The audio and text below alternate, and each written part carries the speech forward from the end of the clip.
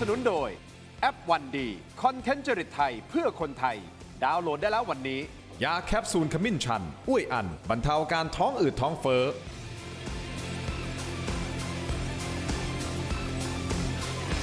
สวัสดีครับต้อนรับทุกท่านเข้าสู่รายการถกไม่เถียงครับประเด็นที่ผมจะถกวันนี้นะฮะติดตามความเคลื่อนไหวนะล่าสุดนะครับระหว่างไทยกับกัมพูชาคุณผู้ชมครับเมื่อวานนี้ก็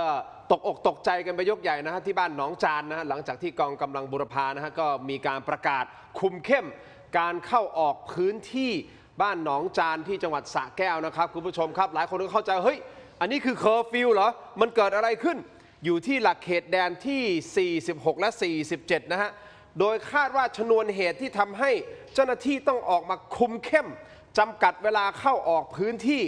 ก็เพราะว่ามันมาจากกลุ่มอินฟลูเอนเซอร์นะฝั่งของกัมพูชาหรือเปล่าแล้วก็ชาวบ้านที่เขาไปขุดดินทำลายพื้นที่กันไปมานะฮะก็คือพิพาทกันไปมาจนสุดท้ายเนี่ยกลัวมันจะบานปลายก็เลยคุมเข้มซะงั้นแหละเจ้าหน้าที่ก็รีบลงมาระงับเหตุนะครับผู้ชมตอนแรกเข้าใจว่าเคอร์ฟิวฮะคุณผู้ชมแต่ทางด้านของกองทัพบกออกมาชี้แจงบอกเฮ้ยอันนี้ไม่ใช่เคอร์ฟิวนะครับเพียงแต่คุมเข้มเรื่องของเวลาเข้าออกฮะนี่กองทัพภาคที่1ประกาศแบบชัดเจนอย่างนี้แต่แน่นอนเราคงมองข้ามไม่ได้นะฮะก็ต้องเข้าไปเจาะลึกว่าตกลงน่ะมันเกิดอะไรในพื้นที่ส่วนอีกประเด็นหนึ่งคุณผู้ชมครับการปั่นในโลกออนไลน์ของกัมพูชามีทั้งคลิปไวรัลนะก็มีการอ้างว่าล็อกเป้าจรวดจ่อถล่มฐานทัพเรือสัตหีบของเราแถมยังมีคลิปขน BM-21 ประจำการตามชายแดนเขาบอกว่าแหงนกระบอกปืนเนี่ยเตรียมพร้อมที่จะรบกับเรานอกจากนี้ยังมีการปั่นข่าวแถลงใส่ร้ายใครครับใส่ร้ายไทยฮะอ้างว่าไทยเนี่ยยึดปราสาทคณาอีกด้วยก็ไม่แน่ใจนะครับว่ากัมพูชากำลังเล่นไม้ไหนอยู่วางแผนลับอะไรอยู่เดี๋ยวมาไล่เรียงกันแน่นอนนะครับคุณผู้ชมส่วนอีกประเด็นหนึ่งต้องพูดถึงนิดนึงฮะก็คือกรณีแอร์สาวของคนไทยนี่แหละครับที่ไปถูกจับที่ออสเตรเลีย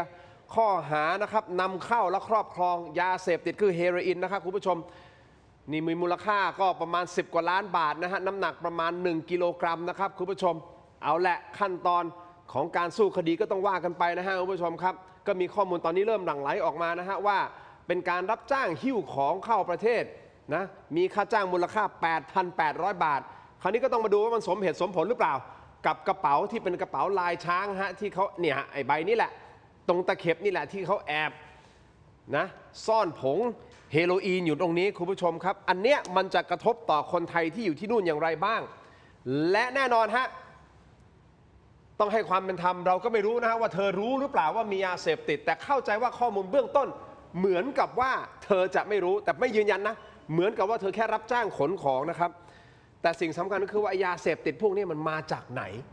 เดี๋ยวมาวิเคราะห์กันเพิ่มเติมกับแขกรับเชิญของผมทั้งสองท่านนะฮะท่านแรกก่อนนะครับนักวิชาการผู้เชี่ยวชาญกลุ่มประเทศลุ่มน้ำโขงนะครับอาจารย์ทรงฤทธิ์พลเงินครับสวัสดีครับอาจารย์ทรงฤทธิ์ครับส่วนอีกท่านหนึ่งนะฮะแหมหายหน้าหายตาจากรายการถกไม่เถียงอยู่พักใหญ่นะตอนนี้กลับมาแล้วนะครับอาจารย์คณะรัฐศาสตร์มหาวิทยาลัยรังสิตนะครับผู้ช่วยศาสตราจารย์ดร.วันวิชิตบุญโปร่งนะครับสวัสดีครับอาจารย์ครับขอบคุณทั้งสองท่านที่ให้เกียรติรายการถกไม่เถียงครับผมเอาประเด็นนี้ก่อนเลยนะประเด็นหนองจานก่อนเลยนะอาจารย์อันนี้คือสร้างความตื่นตระหนกเมื่อช่วงค่ำที่ผ่านมามีประกาศนะฮะกองกำลังบูรพาประกาศปิดเส้นทางเข้าออกเลยนะฮะเฮ้ยปิดเส้นทางอาจารย์ทรงฤทธิ์เราในใจคิดอ่านแบบเคอร์ฟิวแสดงว่าอะไรสักอย่างแน่เลยมันต้องมีความเคลื่อนไหวนะครับไปปิดพื้นที่เข้าออกพื้นที่รอยต่อบริเวณบ้านหนองจางอำเภอโคกสูงนะฮะจังหวัดสระแก้วคุณผู้ชมครับซึ่งเป็นพื้นที่หมู่บ้านชายแดนที่เคยเกิดการกระทบกระทั่งและข้อพิพาทเรื่องเขตแดนกัมพูชาอย่างรุนแรงในอดีตนะฮะปรากฏว่ามีการชี้แจงว่าไม่ใช่เคอร์ฟิวนะไม่ใช่เคอร์ฟิวที่ห้ามประชาชนเข้าออกจากบ้านเพียงแต่เป็นการประกาศของกองกำลังบูรพาที่สั่งห้ามบุคคลภายนอกเข้าไปในพื้นที่เฉพาะบริเวณหลักเขตแดนที่ 46 ถึง 47 ช่วงเวลา 18 นาฬิกาถึง 6 นาฬิกาเท่านั้นก็คือ 6 โมงเย็นถึง 6 โมงเช้านะห้ามส่วนการสัญจรไปมาในพื้นที่อื่นยามวิกาลยังคงทำได้ตามปกติแหละเพื่อที่จะป้องกันผู้ไม่หวังดีเข้ามาถ่ายภาพฐานปฏิบัติการทางทหารในฐานะที่อาจารย์ทรงฤทธิ์เกาะติดเรื่องแน่นอนนะไทยกัมพูชาแล้วมีเชี่ยวชาญเรื่องนี้มานานนะฮะการที่กองทัพไทยต้องลุกขึ้นมาจำกัดกำจัดข่าวลือต่างๆและจำกัดเวลาเข้าออกบริเวณหลักเขตตรงนี้นะครับมันสะท้อนความผิดปกติอะไรบ้างครับคือพื้นที่ตรงนี้เนี่ยมันเดิมคนกัมพูชาอยู่เยอะครับ นะครับแล้วก็พอหลังสู้รบครั้งที่2เนี่ยก็ถูกย้ายออกไปหมดกลายเป็นผู้อพยพในกัมพูชาทั้งหมดแล้วนะฮะหลังคาที่เขาไปอยู่หลังคาเขียวตอนนี้นะฮะใช่ครับแล้วก็แต่มันก็จะยังมีคนที่เป็นคนไทยที่อ้างสิทธิ์ว่าเป็นเจ้าของนะครับอย่างกรณีของเจรัตอะไรอย่างเงี้ยเป็นต้นเจรัตเนี่ยจะเป็นเมียของกำนันลีซึ่งเป็นชาวกัมพูชาเป็นกัมพูชานะฮะทุกวันนี้เขาก็บอกว่าเขาเป็นอดีตภรรยากันนะฮะก่อนหน้านี้ถ้าคุณทินจำได้คือเจรัตเนี่ยแกไปขวางไม่ให้มีการรังวัดในพื้นที่เพราะแกบอกว่ามันเป็นที่ของแกในขณะที่เจ้าของตัวจริงเนี่ยเขาก็มีสค.1นะครับคือมีสิทธิครอบครองตามกฎหมายแต่เจรัตเนี่ยแกบอกว่าแกมีพบท.5 พบท.มันก็คือภาษีบำรุงท้องที่ซึ่งจริงๆมันก็คือเขาไม่มีสิทธิ์อะไรนะก็คือว่ารัฐอนุญาตให้เขาทำกินได้โดยการเสียบำรุงภาษีบำรุงท้องที่เท่านั้นมันก็เกิดกรณีพวกนี้แล้วก็เจรัตเนี่ยแกก็ไปฟ้องทนายเอาทนายมาดำเนินคดีมาขวางการรังวัดนะครับมันก็วุ่นวายอยู่ในห่วงเวลานั้นแล้วทีนี้ไอ้ตัวการเผชิญหน้าตรงนี้ต่างฝ่ายต่างเผชิญหน้ากันแล้วก็มันไม่ยอมลงกันแล้วก็คือคนไทยแหละเผชิญหน้ากันเองนะใช่ครับโอเคคนที่เป็นเจ้าของตัวจริงเขาก็ไม่พอใจอะไรเนี่ยก็มันก็เกิดความวุ่นวายแต่ทีนี้ไอ้คลิปพวกเนี้ยพอมันออกไปหรือว่าไปสู่กัมพูชามันถูกขยายผลบิดเบี้ยวไปอีกวิธีหนึ่งก็คือว่าเนี่ยเห็นไหมมันเป็นของกัมพูชาคนไทยก็ยังทะเลาะกันเลยอะไรเงี้ยประมาณนั้นนะนั่นคือจุดหนึ่งอันที่สองนะฮะก็พอมันวุ่นวายเนี่ยมันก็ถูกต้องแล้วที่ไม่ให้พวกเขาเผชิญหน้านะครับแล้วก็ไม่ต้องมีการถ่ายคลิปแล้วไม่ต้องขยายผลแล้วว่ามันคือวุ่นวายเพราะตอนนี้เรากำลังจัดระเบียบใช่ไหมครับว่าให้มันสงบซะในพื้นที่ตรงนี้ก็เลยเป็นที่มาที่ไปตรงนั้นนะฮะอันที่สองอันนี้มองข้ามไม่ได้คือเรื่องแรงงานยังไงฮะแรงงานคุณทินอย่าลืมว่าในห่วงก่อนที่จะสู้รบกันรอบที่2เนี่ยฮุนเซนสร้างสถานการณ์ให้คนอพยพคือเขาอพยพก่อนยิงนะแต่ฮุนเซนเนี่ยถ่ายคอนเทนต์ตามคอนเทนต์บังคับให้คน 620,000 กว่าคนเนี่ยที่อยู่ตลอดแนวชายแดนไทยนะครับอพยพออกจากพื้นที่ที่เป็นแนวเผชิญหน้าแล้วก็ถ่ายคอนเทนต์ทุกวันนี้ก็ไอ้ที่อยู่บ้านไอ้ชั่วคราวไอ้หลังคาเขียวอ่อนๆนั่นแหละนะฮะมันก็เลยทำให้เกิดกรณีพวกนี้หนึ่งนะครับอันที่สองก็คือแรงงานที่ถูกบังคับให้กลับบ้านในระลอกแรกที่ถูกบังคับเนี่ยคือ 960,000 900,000 กว่าคนนะครับจำตัวเลขนี้ได้แล้วปีถัดมาก็คือว่ามันจะมีแรงงานที่ไม่สามารถต่อการทำงานในเมืองไทยได้เดือนกุมภาก็คือปีนี้นะครับอันนี้พวกนี้ก็คือกลับไปมันกลายเป็นแรงงานที่อยู่ในสภาวะที่ไม่มีงานทำเป็นส่วนใหญ่ไหนกัมพูชาบอกว่าเฮ้ยกลับมาเลยงานเยอะแยะเต็มไปหมดเลยดูแลเองไม่ต้องห่วงก็ฮุนเซนเขาผิดพลาดไงโอเคนะฮะฮุนเซนผิดพลาดก็เพราะว่าคิดว่าบังคับให้แรงงานตัวเองกลับบ้านแล้วนายจ้างฝั่งไทยจะลำบากนะครับซึ่งก็ลำบากนะแต่ว่ามันก็มีแรงงานทดแทนในด้านอื่นนะครับแต่ทีนี้พอเข้าไปในประเทศแล้วเนี่ยมันไม่มีแรงงานมันไม่มีงานรองรับนะครับภาคการเกษตรแปลงใหญ่ที่เป็นของจีนส่วนใหญ่เขาใช้เครื่องจักรเขาจ้างคนน้อยมากนะครับแล้วก็ไอ้พวก contract farming ที่เคยมีกับไทยเนี่ยมันก็เจ๊งนาวไปหมดแล้วนะครับแล้วโรงงานอุตสาหกรรมคุณทินยิงกันเนี่ยใครมันจะกล้าเข้ามาลงทุนใหม่ๆไม่มีอยู่แล้วและมาบวกกับภาษีโดนัลด์ทรัมป์ภาคอุตสาหกรรมหลักก็คือการเมนต์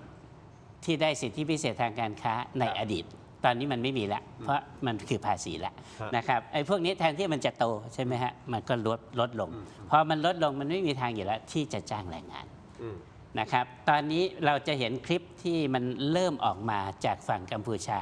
ก็คือการขนคนกัมพูชามาช่องทางธรรมชาติบ้านเราและนั่นก็เป็นอีกหนึ่งเหตุผลใช่ที่ต้องเฝ้าระวังอย่างใกล้ชิดเพราะไม่งั้นแรงงานนี้จะเข้ามาอย่างเยอะแยะมากมายนะอาจารย์วรรณวิชิตครับอาจารย์วรรณวิชิตมีคอมเมนต์เพิ่มเติมไหมฮะบ้านหนองจานตรงนี้ในความไม่สงบตรงนี้แน่นอนแหละมันก็ตกอกตกใจนะเข้าใจเป็นเคอร์ฟิวแต่มันไม่ใช่แต่นอกเหนือจาก2ประเด็นที่อาจารย์สงฤทธิ์พูดไปแล้วอาจารย์จะเสริมหน่อยจะต่อไปประเด็นอื่นนะครับที่ทหารกองกำลังบูรพาและกองทัพภาคที่1ทำอย่างนี้ก็คือ1แน่นอนจัดการเรื่องข่าวที่ไปลักษณะที่ไปปั่นว่ากองทัพ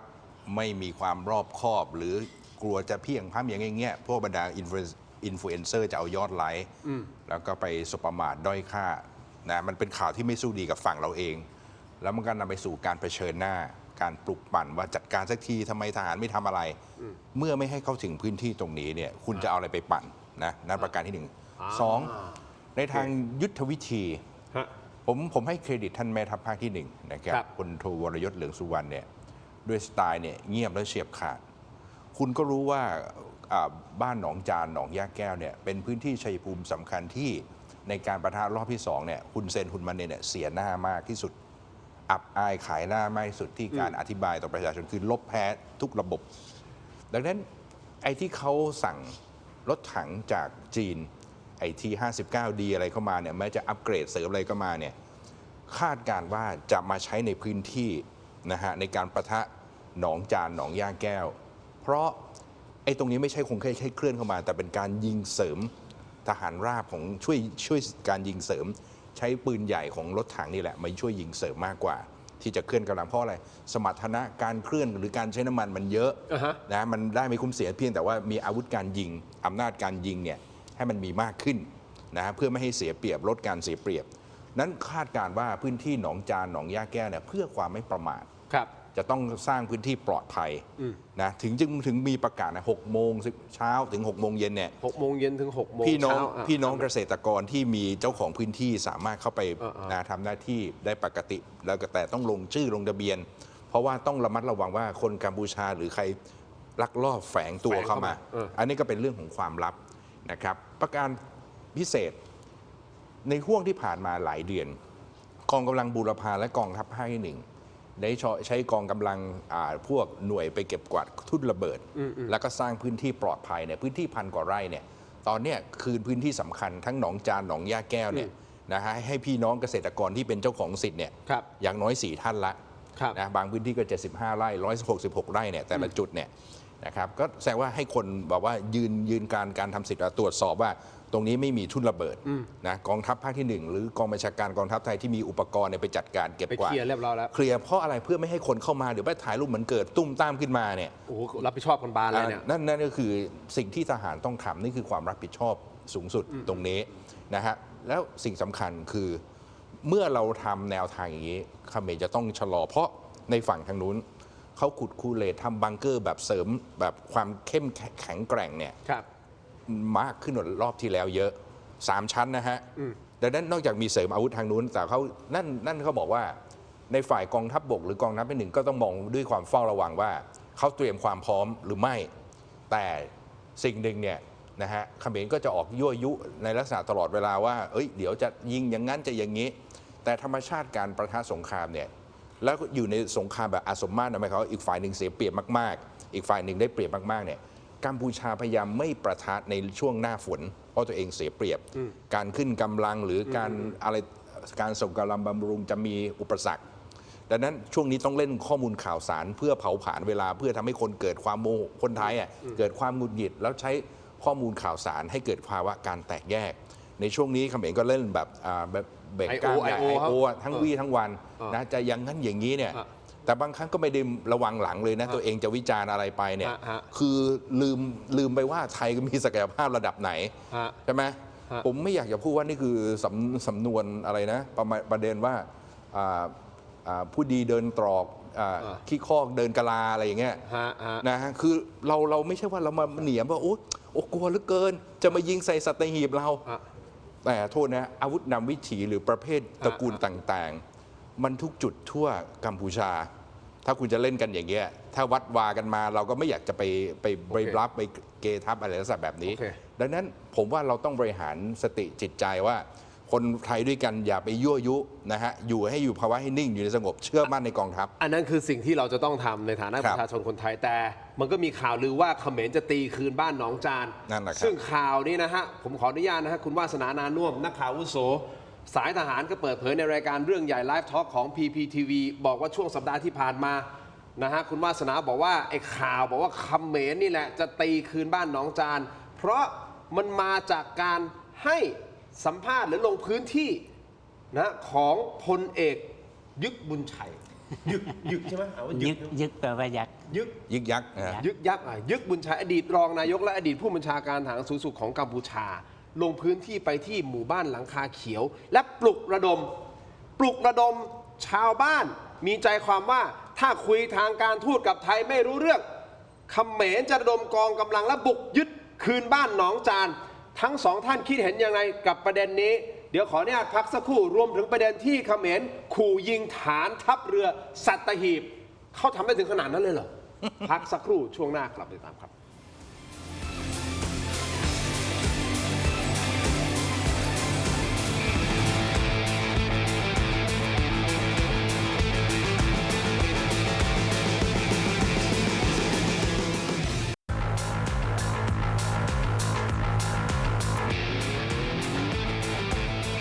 กลับมาต่อนะครับคุณผู้ชมครับยังอยู่กับทั้งสองท่านนะอาจารย์บรรวิชิตและอาจารย์ทรงฤทธิ์นะฮะเข้าประเด็นเลยคุณผู้ชมครับอดีตผู้บัญชาการทหารสูงสุดของกัมพูชา ประกาศว่าจะบุกไทยนะครับซึ่งข้อมูลนี้ย้ำกันอีกครั้งหนึ่งนะฮะว่าคุณวาสนานานุ่วมพูดในรายการเรื่องใหญ่ไลฟ์ทอล์กของช่อง PPTV ขออนุญาตหยิบยกนะครับ PPTV บอกว่าช่วงสัปดาห์ที่ผ่านมามีข่าวลือว่าเขมรจะตีคืนบ้านหนองจานโดยคุณวาสนาเล่าว่าข่าวเหล่านี้ไม่ได้ถูกตีข่าวขึ้นมาเฉยๆนะแต่มีมูลจากชาวบ้านในพื้นที่ที่เขามีญาติอาศัยอยู่ที่ชายแดนอีกฝั่งหนึ่งโดยบางบ้านญาติอาจจะมีเป็นคนเขมรซะด้วยซ้ำบางบ้านถึงขนาดมีญาติเป็นทหารเขมรด้วยนะครับคุณผู้ชมบวกกับท่านพลเอกยึกบุญชัยอดีตรองนายกและอดีตผู้บัญชาการทหารสูงสุดของกัมพูชาลงพื้นที่ไปที่หมู่บ้านหลังคาเขียวพูดปลุกระดมชาวบ้านใจความฮะคุยกันการทูตไม่รู้เรื่องกับไทยเนี่ยเราจะต้องระดมกองกำลังและไปยึดบุกบ้านหนองจานคืนฟังเสียงครับនោះហើយបងប្អូនខ្លះធុញថប់ដែរវាខឹងពេកគេយកផ្ទះគេយកដីអីទៅក្នុងមុខក្នុងភ្នែកទៅវាស៊ឺវាខឹងដែរកុំថាបងប្អូនខឹងតែខ្ញុំនោះក៏ឈឺចិត្តដែរធ្លាប់ធ្វើជាមេតាហាននឹងគេដែរឈឺចិត្តដែរអាតាហានរបៀបនឹងមកពៀនយកដីយើងនោះវាត្រឹមលេចង់បានដែរពេលថាប៉ុណ្ណាគោរពទៅតាមនៃគោលការណ៍រដ្ឋាភិបាលចឹងហើយគាត់តែចង់ជម្រាបបងប្អូនប៉ុណ្ណឹងទេណាមិនជម្រាបអីច្រើនទេមិនទៅបងប្អូនប៉ុណ្ណឹងរៀងកក់ក្រោមទេនោះ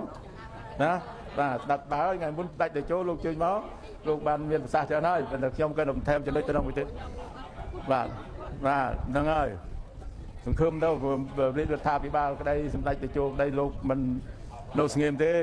លោកជឿចិត្តទាំងបងប្អូនទៀតនោះទាំងខ្ញុំទាំងអីនោះជឿចិត្តណាគេមកពៀនមកធ្វើបាបបងប្អូនប្រជាពលរដ្ឋខ្លាញ់ផ្ទះសម្បែងយកស្អីនឹងមុខមិនជឿចិត្តទេប៉ុន្តែយើងអត់ធ្មត់ណាយើងស៊ូប្រើផ្លូវច្បាប់អន្តរជាតិហើយថៃមិនព្រមប្រគល់ដីគុំផ្ទះសម្បែងជូនបងប្អូនប្រជាពលរដ្ឋទេយើងខ្ញុំគណៈបកនៅសម្ព័ន្ធភាពនឹងស្នើទៅរាជរដ្ឋាភិបាលសូមប្រើកម្លាំងយោធាដើម្បីលើកយកដីបងប្អូននេះណាហើយយោធាលើកនេះមិនមែនយោធាពី5ថ្ងៃពី21ថ្ងៃទេណាទំនើបគ្រប់យ៉ាងលើក៏មានក្រមក៏មានគ្រប់គ្រឿងណាទាំងកងទ័ពក៏បានវឹកវើថ្មីរាប់ម៉ឺននេះព្រោះមិនខ្វះអាវុធយុទ្ធឧបករណ៍ទាំងអាកាសទាំងជើងទឹកទាំងជើងគោកគ្រប់គ្រាន់សម្រាប់ការពារបងប្អូនជាប្រិទ្ធសម្រាប់ដណ្ដើមដីដែលថៃយករបស់បងប្អូនត្រឡប់โอ้คุณผู้ชมครับผมฟังภาษากัมพูชาไม่ออกนะฮะแต่อ่านซับไตเติลเนี่ยโหขนาดแค่อ่านเนี่ยยังฮึกเหิมเลยคิดดูว่าชาวบ้านแถวนั้นที่หลังคาเขียวเขาจะฮึกเหิมขนาดไหนฤดูกาลแห่งการหาเสียงหรือเปล่าฮะอาจารย์ทรงฤทธิ์ก็แน่นอนครับ วิเคราะห์หน่อยเขาพูดนี้มันแสดงว่าเขามีโอกาสที่จะตีเราเพื่อที่จะเอาบ้านหนองจานคืนใช่ไหมอาจารย์จริงๆยึกบุญชัยเนี่ยไม่มีอิทธิพลอันใดแล้วตั้งแต่ปี 2013ไม่มีอิทธิพลแล้วเหรอฮะไม่มีฮะแล้วนี่ออกมาทำอะไรมาพูดก็ฮุนเซนหยิบมาใช้เป็นเบี้ยมาใช้งานใช่ครับฮุนเซนหยิบมาใช้เพื่อเอามาแก้หน้าให้กับตัวเองเท่านั้นไม่มีอะไรซับซ้อนยึกบุญชัยเนี่ยเดิมทีเดียวเป็นพลพรรคของพรรคฟุนซินเพกอยู่ฝ่ายเจ้านโรดมรณฤทธิ์นะครับแต่ทีนี้อยู่มาวันหนึ่งเจ้ารณฤทธิ์พลาดพลั้งนะฮะฮุนเซนก็เลยหยิบคนนี้มายึดอำนาจในพรรคฟุนซินเพกของรณฤทธิ์ แล้วก็เชิดเขานะฮะก็เป็นสสมาตั้งแต่ปี 1993 อันนี้หุ่นเชิดนะคนนี้ หุ่นเชิดหุ่นเซนเชิดขึ้นมาดับรัศมีรณฤทธิ์ อ๋อ นะครับก็เป็นหัวหน้าพรรคฟุนซินเพกแทนรณฤทธิ์ ฮะ แล้วรณฤทธิ์ก็ต้องไปตั้งพรรคของตัวเองใหม่ เรียกว่าพรรคนโรดมรณฤทธิ์นะครับก็คือในการเมืองในกัมพูชา แล้วก็ยึดบุญชัยเนี่ยก็ถ้าจะพูดแบบภาษาบ้านเรา ฮะ นะฮะก็คือหักหลังเจ้านายตัวเอง อืม ไปรับใช้ฮุนเซนแล้วฮุนเซนก็เชิดขึ้นมา อืม ให้เป็นใหญ่ แล้วอยู่มาวันหนึ่งพอหมดประโยชน์ อืม เขาก็โลโปรไฟล์ลงไป ก็คือไม่มีตำแหน่งแห่งที่ตั้งแต่หลังเลือกตั้ง 2013 เขาก็สอบตกไม่ได้อะไรเลยนะฮะเลือกตั้งท้องถิ่นก็ไม่ได้อะไรเลย แต่ทีนี้ในห่วงวิกฤตอันนี้เขาก็มีพรรคเล็กๆของเขา เพราะว่าฟุนซินเพกเนี่ยกลับคืนไปสู่ราชสกุลนโรดมแล้วก็คือนโรดมจักรวุฒิกลับมาเป็นผู้นำพรรคเขาก็เลยต้องไปตั้งพรรคของเขานะฮะก็เป็นพรรคสหสามัคคีภายในชาติอะไรนะเล็กๆเนี่ยเลือกตั้งท้องถิ่นก็ไม่ได้นะครับก็เพราะว่าตกกระป๋องนะถ้าจะพูดก็ต้องใช้คำว่าตกกระป๋องแล้วในวันที่รณฤทธิ์กับฮุนเซนแย่งอำนาจกันนะฮะเดือนกรกฎาคมปี 1997 ก็สงครามกลางเมืองที่พนมเปญ ฮะ ยึกบุญชัยเนี่ยเป็นแม่ทัพใหญ่ของฝ่ายฟุนซินเพก ครับ แล้วก็ถูกบทขยี้มาจนมาถึงสำโรง ฮะ สำโรงถัดมาก็คือโอเสเม็ด ฮะ โอเสเม็ดถัดมาบ้านเราก็คือช่องจอม ครับ เนี่ยเป็นคนแรกที่อพยพมาที่ช่องจอม อ๋อ เพราะว่าฮุนเซนบทขยี้มา อ๋ออ๋อ นะครับก็นั่นแหละ พอเขารู้ว่าเขาสู้ฮุนเซนไม่ได้ ฮะ แล้วฮุนเซนใช้ประโยชน์จากเขาได้ ฮะ เขาก็เลยยอมแปลพรรคจากฟุนซินเพก มา นะ ซบ ฮะก็ ซบอก ก็ คุณ ก็ เซ เป็น นสสแล้วก็เป็นเคยเป็นสูงสุดในวุฒิสมาชิก เพราะว่าฮุนเซนไม่ให้ลงสส ครับ นึกออกไหมลงสสแล้วสอบตกฮุนเซนก็เลยเชิดไปเป็นสวเพราะสวเนี่ยมันจริง ๆ แล้วมันก็คือคะแนนจัดตั้งอยู่แล้ว โอเค นะครับก็เป็นสวอยู่2 สมัยเท่านั้น ถ้าอย่างนี้สิ่งที่คนนี้พูดเดี๋ยวถามอาจารย์วันวิชิตดีกว่าว่าสิ่งที่ท่านพวกนี้พูดเนี่ยมันมีน้ำหนักไหมถ้าอย่างนี้ถ้าเป็นที่อาจารย์ทรงฤทธิ์วิเคราะห์มาเดี๋ยวถามอาจารย์ทรงฤทธิ์เหมือนกันนะ บอกว่ามี จรย์ น้ำหนั วิชิ ก ต ไหมผมว่ามันไม่มีน้ำยาเลยเลย อุ้ย นะครับ หนักกว่าไม่มีน้ำหนักเลยไม่มีน้ำยาเหรอ คือทั้งชีวิตประสบความสำเร็จอย่างเดียวที่ทรยศนายตัวเอง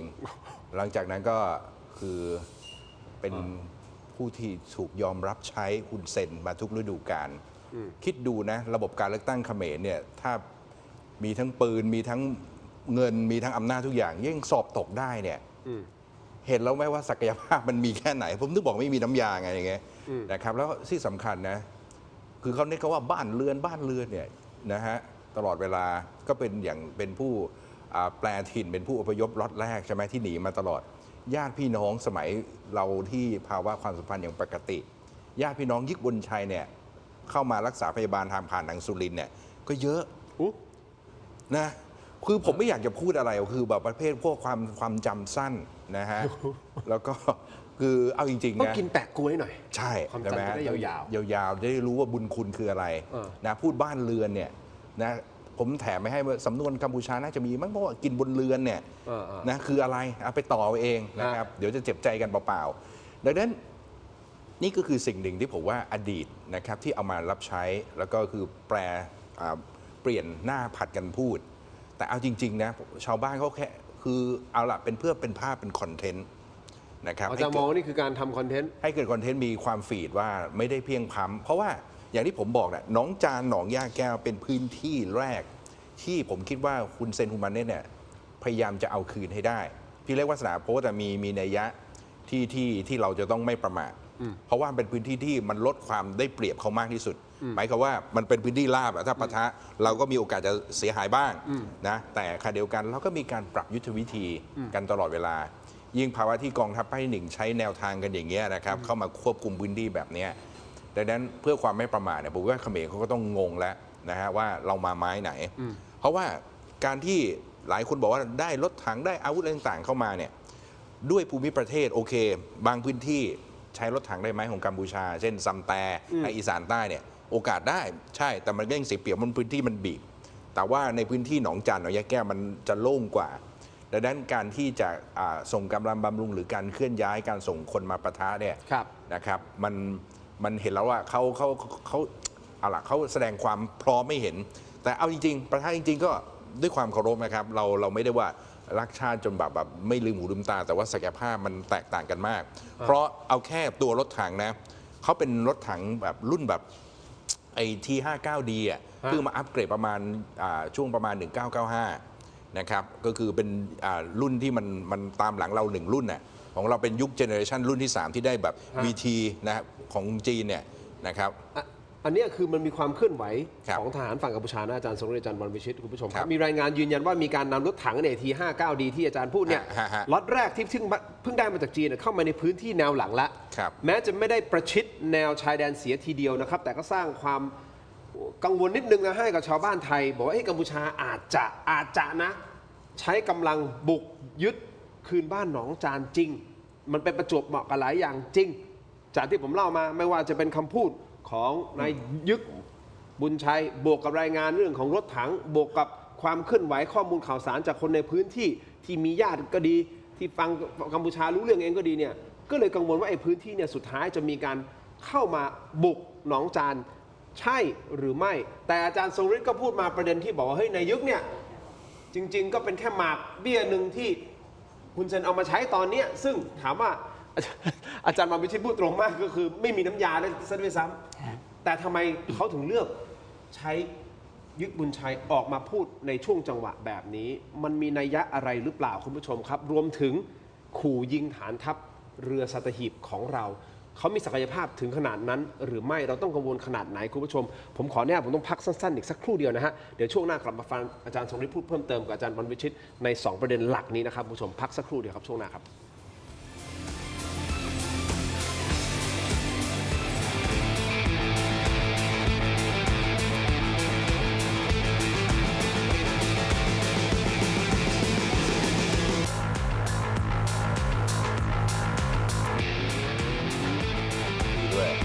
กลับมาครับคุณผู้ชมครับผมประเด็นช่วงนี้ฮะยังอยู่กับอาจารย์ทรงฤทธิ์และอาจารย์วันวิชิตนะฮะพูดคุยกันต่อเลยนะครับอย่างที่พูดไปนะครับว่ามันก็มีข่าวคราวว่าเฮ้ยความเคลื่อนไหวบ้านหนองจานใช่ไหมฮะแล้วก็พลเอกยึกบุญชัยก็ออกมาพูดบอกว่าเฮ้ยถ้าสมมุติคุยสันติภาพกับไทยไม่ได้เราต้องตีหนองจานยึดคืนมาแล้วมีการส่งรถถังนะฮะเข้าพื้นที่ต่างๆนะฮะเตรียมการรถถังที่มาจากจีนล็อตแรกเนี่ยนะฮะคุณผู้ชมก็ทำให้กังวลว่าตกลงเขาจะตีบ้านหนองจานหรือเปล่าคำถามผมเกิดขึ้นที่อาจารย์ทรงฤทธิ์พูดไปบอกว่าจริงๆนายยึดบุญชัยเนี่ยถูกฮุนเซนใช้มาเป็นเบี้ย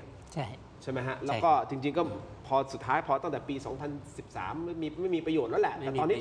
ถูกหยิบกลับมาใช้อีกรอบหนึ่งอาจารย์วันวิชิตพูดแบบตรงไปตรงมาจริงๆคนนี้มันไม่มีน้ำยาด้วยซ้ำถูกต้องไหมครับคราวนี้อาจารย์ทรงฤทธิ์วิเคราะห์นิดนึงครับทำไมถึงเลือกคนนี้ขึ้นมาพูดในลักษณะแบบนี้เขาเคยมีบทบาทไงคุณทินนะฮะก็คือคนกัมพูชาเนี่ยจะรู้จักไม่กี่คนนะครับแล้วผมเนี่ยในพื้นที่แถบนี้คนที่ถูกให้บังคับให้อพยพนะฮะในแนวเผชิญหน้าเนี่ยส่วนใหญ่ก็จะเป็นพันธมิตรเดิมหรือว่าเป็นอดีตเขมรแดงนะครับแล้วก็เขมรแดงเนี่ยยึกบุญชัยก็เคยอยู่กับเขมรแดงนะครับในห่วงที่เป็นรัฐบาลพัฒถิ่นนะครับเพราะนั้นมันก็ต้องรู้จักกันแล้วก็ชื่อเสียงในการสู้รบเนี่ยมันมีอยู่แล้วแต่อย่าลืมว่าเนื้อหาใจความสำคัญมันจริงๆคือฮุนเซนมันเพียงพล้ำพอมันเพียงพล้ำแล้วมันแก้ไม่ได้แล้วก็ไปกล่อมคนก่อนหน้าที่ยึกบุญชัยจะมาเนี่ยฮุนเซนไปแล้วก่อนหน้านั้น2 สัปดาห์ใช่ไหมล่ะลงพื้นที่ไปลงพื้นที่แล้วก็ไปดวดกาแฟอะไรก็ว่ากันไปเนี่ยนะก็เพื่อที่จะสร้างภาพว่าตัวเองเนี่ยดูแลอยู่นะดูแลอยู่รออยู่นะเห็นไหมเขาก็ไปตั้งชื่อหมู่บ้านในการรอคอยหมู่บ้านรอคอยรอไปเรื่อยๆเพราะมันเป็นอย่างนี้นะฮะมันก็ต้องมองว่า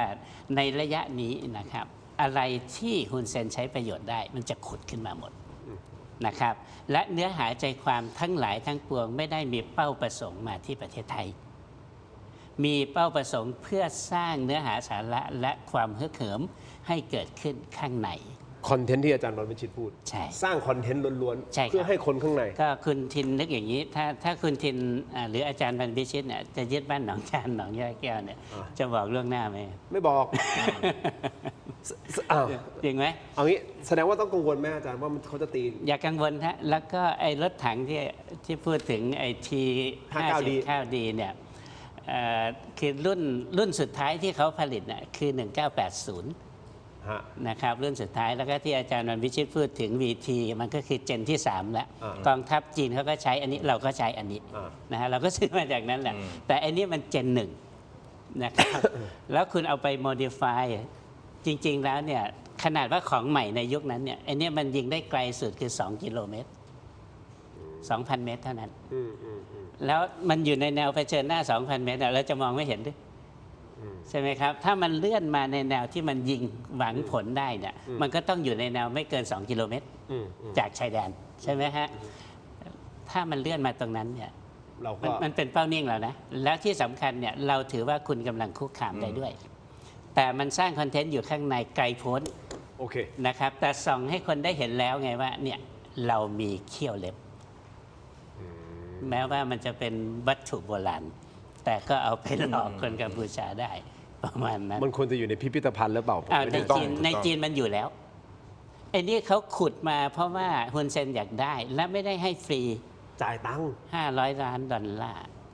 นะ โอ้ยเงินเทาอาจารย์ไม่อะไรหรอก เงิน เงินเทาทั้งนั้นนะ เงินเทาแล้วที่มันเจ็บปวดอาจารย์มันวิชิตไอ้เงินเทาส่วนหนึ่งเนี่ยส่วนใหญ่ด้วย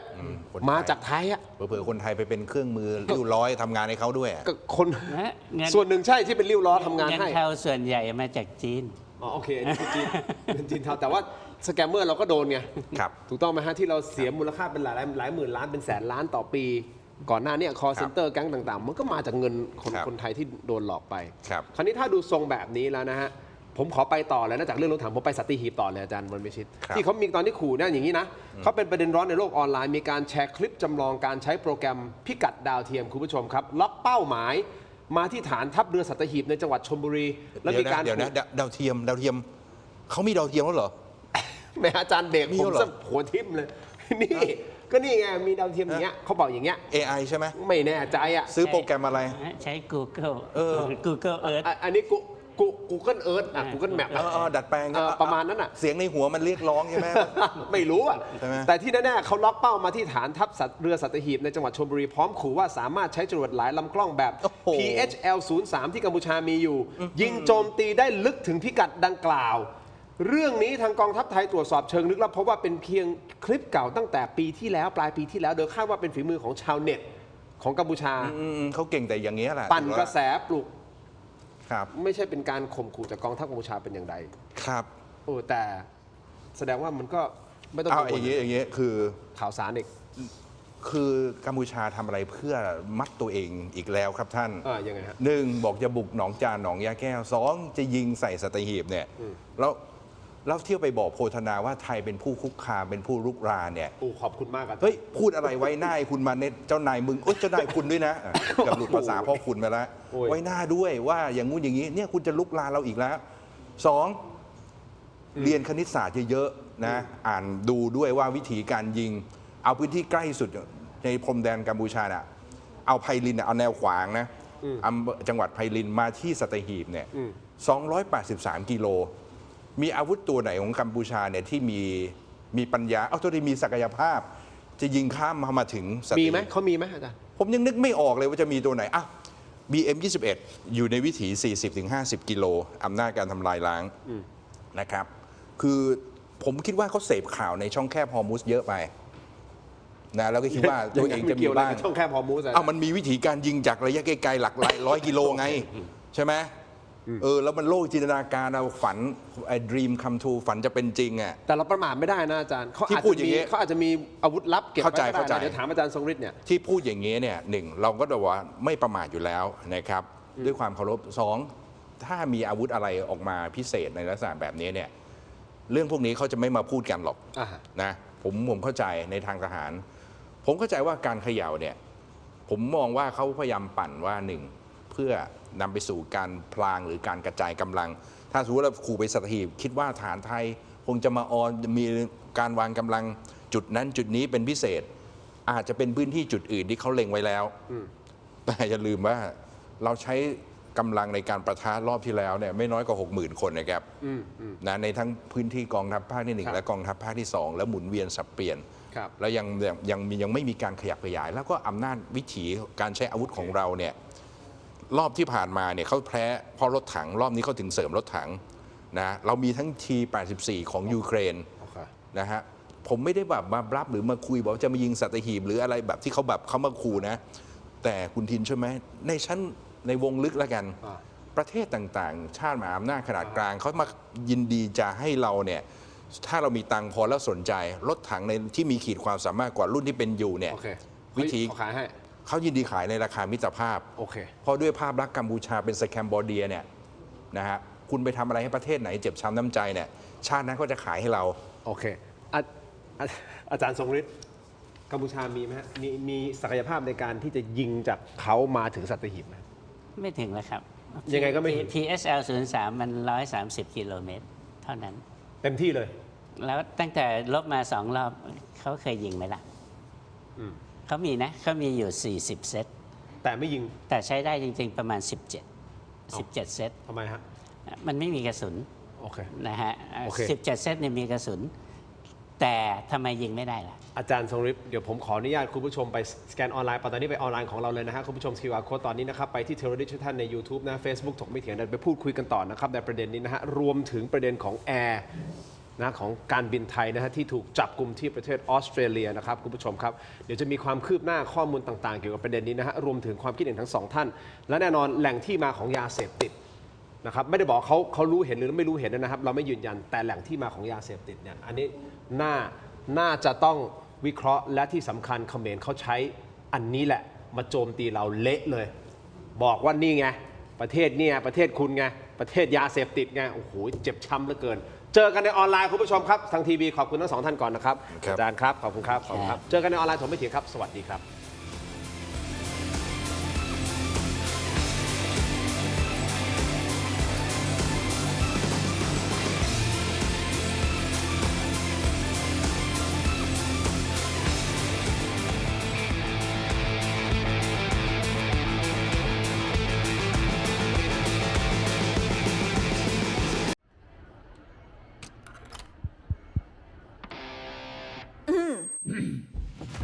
ไมบาซิน OTC รสส้มและรสมะนาว ยาอมบรรเทาอาการเจ็บคอ ช่วยระงับเชื้อในปากและลำคอ จากเกรเตอร์ฟาร์มาตรวจอ่านคำเตือนในฉลากก่อนใช้ยา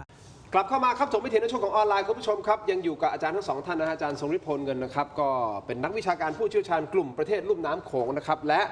ผู้ช่วยศาสตราจารย์ดร.วันวิชิตบุญโปร่งนะครับอาจารย์คณะรัฐศาสตร์มหาวิทยาลัยรังสิตนะครับพูดคุยกันประเด็นไทยกัมพูชานะครับคุณผู้ชมครับแน่นอนเอาชื่อตอนขึ้นมาเลยนะฮะนี่คือตอนที่เรากำลังพูดอยู่เนื่องจากว่ามีความเคลื่อนไหวทางบ้านของบ้านหนองจานที่ทางด้านของกองทัพก็มีการควบคุมเวลาเข้าออกในพื้นที่นะครับตั้งแต่6 โมงเย็นถึง6 โมงเช้านะฮะใครที่ไม่เกี่ยวข้องห้ามเข้าในพื้นที่หลายคนเข้าใจตกใจว่าเฮ้ยอันนี้เคอร์ฟิวประกาศจะมีการปะทะกันใช่หรือไม่อย่างไร ก็มาวิเคราะห์กันนะครับคุณผู้ชมครับว่าไม่ใช่เป็นเคอร์ฟิวแต่ว่าเป็นการควบคุมความสงบ เพราะมีคนไทยตีกับคนไทยกันเองในพื้นที่นี้ฮะคนไทยก็คือเจรัตส่วนหนึ่งแล้วก็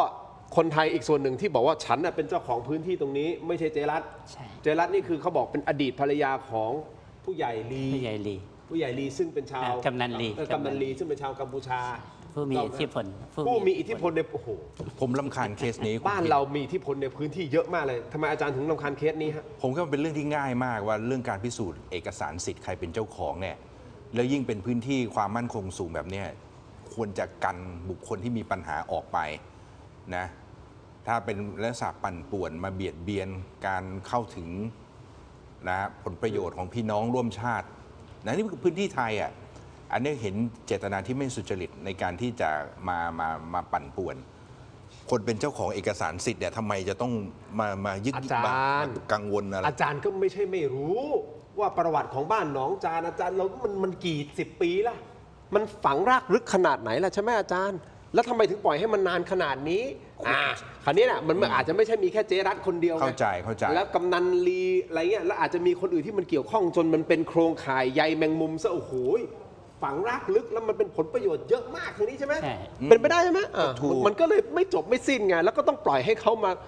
ประเทศนี้ต้องการคนที่กล้าหาญทำในสิ่งที่ถูกต้องนะในพื้นที่ตรงนี้ในประเด็นแบบนี้เนี่ย เป็นโอกาสที่สามารถปัดกวาด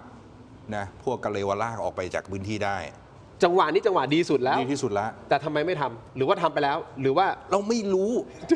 แต่ โทษนะอาจารย์ ครับ อาจารย์ยังเป็นที่ปรึกษาท่าน ไม่ได้เป็นครับ ไม่ได้เป็นแล้วใช่ไหมเพราะว่าเปลี่ยน ใช่ครับ ท่าน ใช่ รัฐ ครับ มนตรีแล้วใช่ไหม ใช่ครับเราแต่ค่าเดียวกันผมคิดว่าก็